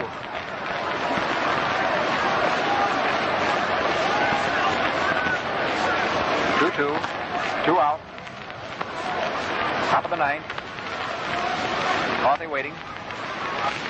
Dickey calls for the pitch. McCarthy swinging, foul tips it right back onto the screen. Count still hangs at 2-2. Field pull toward right. Things are quiet right now. About the only hubbub from the spectators are those who are moving, trying to get out of the fog. Pitch misses outside by a hair for ball 3. And it's 3-2 to Jack McCarthy. And now the running hit is on for Ripple at first base. He'll be breaking Gomez's arm. He does. Pitches in, rolls slowly down toward first. Gehrig comes in to field it, picks it up, and tags McCarthy out as Jack comes running into first base. Gehrig, with a big grin on his face, stuffs that baseball in his hip pocket, grabs Gomez by the hand. The two of them shake hands and are the first players off the field as they dash into the Yankee dugout and disappear from sight. And the Yankees win, would you say convincingly? Well, I don't know of a better word. And to speak a convincing truth, it's been a great deal of pleasure for this old redhead to be up here talking to you the last 4 innings. And now this is Red Barber handing you over to the very capable hands of Warren Brown, who is going to put you just right on how everything happened this afternoon, and plenty out it did. Warren. Well, thank you, Red. And summing up this ball game, the first of the 1937 World Series, it was, after all, strictly a matter of pitchers. It started out that way between Lefty Gomez, the best pitcher, I suppose, in the American League, and Carl Hubbell, who was certainly the superior left-hander in the National League. Right up until the 6th inning, it was a ball game between these two. And if anything, Hubbell seemed to be the more effective of the two. In the 5th inning, the New York Giants had crowded Gomez sufficiently to score 1 run, which looked like a lot of runs. In that inning, manager Joe McCarty of the Yankees, who has steered them to a couple of pennants in a row and 1 World's Championship, had to make up his mind whether he wanted to pull his infield back and play for a double play and stake the Yankees or the Giants, I should say, to 1 run and take his chance on what would follow. That's what he did. Pulled his infield back, and Gus Mancuso hit into a double play. Out of that, the Yankees were able to escape with only having the 1 run scored against them, which came in on the double play, and that was the one big inning, or the start of one big inning, that the Giants were able to have off Gomez all afternoon. On the other side of the field, Hubbell, after walking 1 man and allowing a hit in the 1st inning, was unhittable right on through to the 6th inning. Then he did a thing which baseball folk always think, since there is a lot of superstition in baseball, they always think that if you walk the first man, and especially if you walk the pitcher, there's going to be trouble. I don't think that any of the more than 60,000 people in this Yankee Stadium this afternoon suspected that when Lefty Gomez got his base on balls to open the sixth inning that there was going to be quite as much trouble as there was until the last man was retired. Before the last man was retired in that inning, the Yankees had driven Hubbell out of the box, and because of a mistake in announcement, Harry Gumbert was in there in time to pitch to one man who got a base hit off him, and Dick Kaufman finally got the inning over. Before he did, there were 7 runs scored and 6 hits, and that was the ball game. Later on in the game, in the 8th inning, with a 4th Giant pitcher in action, Al Smith, Tony Lazzeri batted out the only home run and, incidentally, the only Yankee extra base hit of the ball game. That made the score 8 for the Yankees, at which they rested on their laurels in this first game. In looking over my scorebook here, I find that the Yankees have 8 runs and 8 hits, which seems to me to be a very effective way of doing business. Going into the game tomorrow, which will also be played at the Yankee Stadium, the second game of the series, I don't imagine either manager will change from his plans. Before the game today, Bill Terry told me that he intended to come in with Cliff Melton, and I imagine he will come in with him. Melton being the young left-hander who has won his 20 games in his first full year up here in the major leagues. Joe McCarty of the Yankees said that he intended to pitch Red Ruffing tomorrow, and Joe was inclined to go a little further. When he talked to me, Joe is an old friend of mine, and he spoke his mind out to me down there in the Yankee dugout before the game. He said that he didn't think that he would go away from a platform that he established rather effectively last year. He said that it would be Gomez today, Ruffing tomorrow, and after that, Monty Pearson and Bump Hadley. And unless the Giants pull themselves together and tear after Melton, I imagine that's the way the Yankees will go through, with the same 4 pitchers that they used in the World Series last year. The game today was certainly an interesting one. There was a lot of spectacular fielding on both sides, and while there wasn't the tremendous burst of hitting that we've been led to expect from these two clubs, and particularly from the Yankees, who have capitalized on their power to win an American League pennant off by themselves, nevertheless, they did mass together and put across one big inning. All right, George Hicks, I'll say goodbye now, and it's yours. Well, all I can say is that the game is over and that historical first marker is down. The chips are down and the Yanks are up. And the crowd is now pouring out. By the time the game was well underway, by the second inning, practically every seat in the Yankee Stadium was filled. There must have been close to the 60,000 mark and over. The new additions, you know, seats 71,000 at Yankee Stadium now. And so we've had the first game. Right now, as we look down from our tier, the third tier right at the edge over home plate, the diamond itself and the green outfield is simply dotted and spotted all over, and the exits crowded with these thousands of spectators who are taking home their memories of the first game of the 1937 World Series. As I looked at it, very much of a spectator this afternoon, the walk of Gomez in the 6th and that slashing single to center by DiMaggio with the bases loaded for the first runs, well, I think that broke Hubbell's heart and the Giants' spirit for the game today. And, by the way, the only homer today was Lazzeri's, the first man up in the 8th. He pulled a terrifically long and high homer into the left field grandstand. It must have gone at least 400 feet. Nobody on, but that was the homer of the day.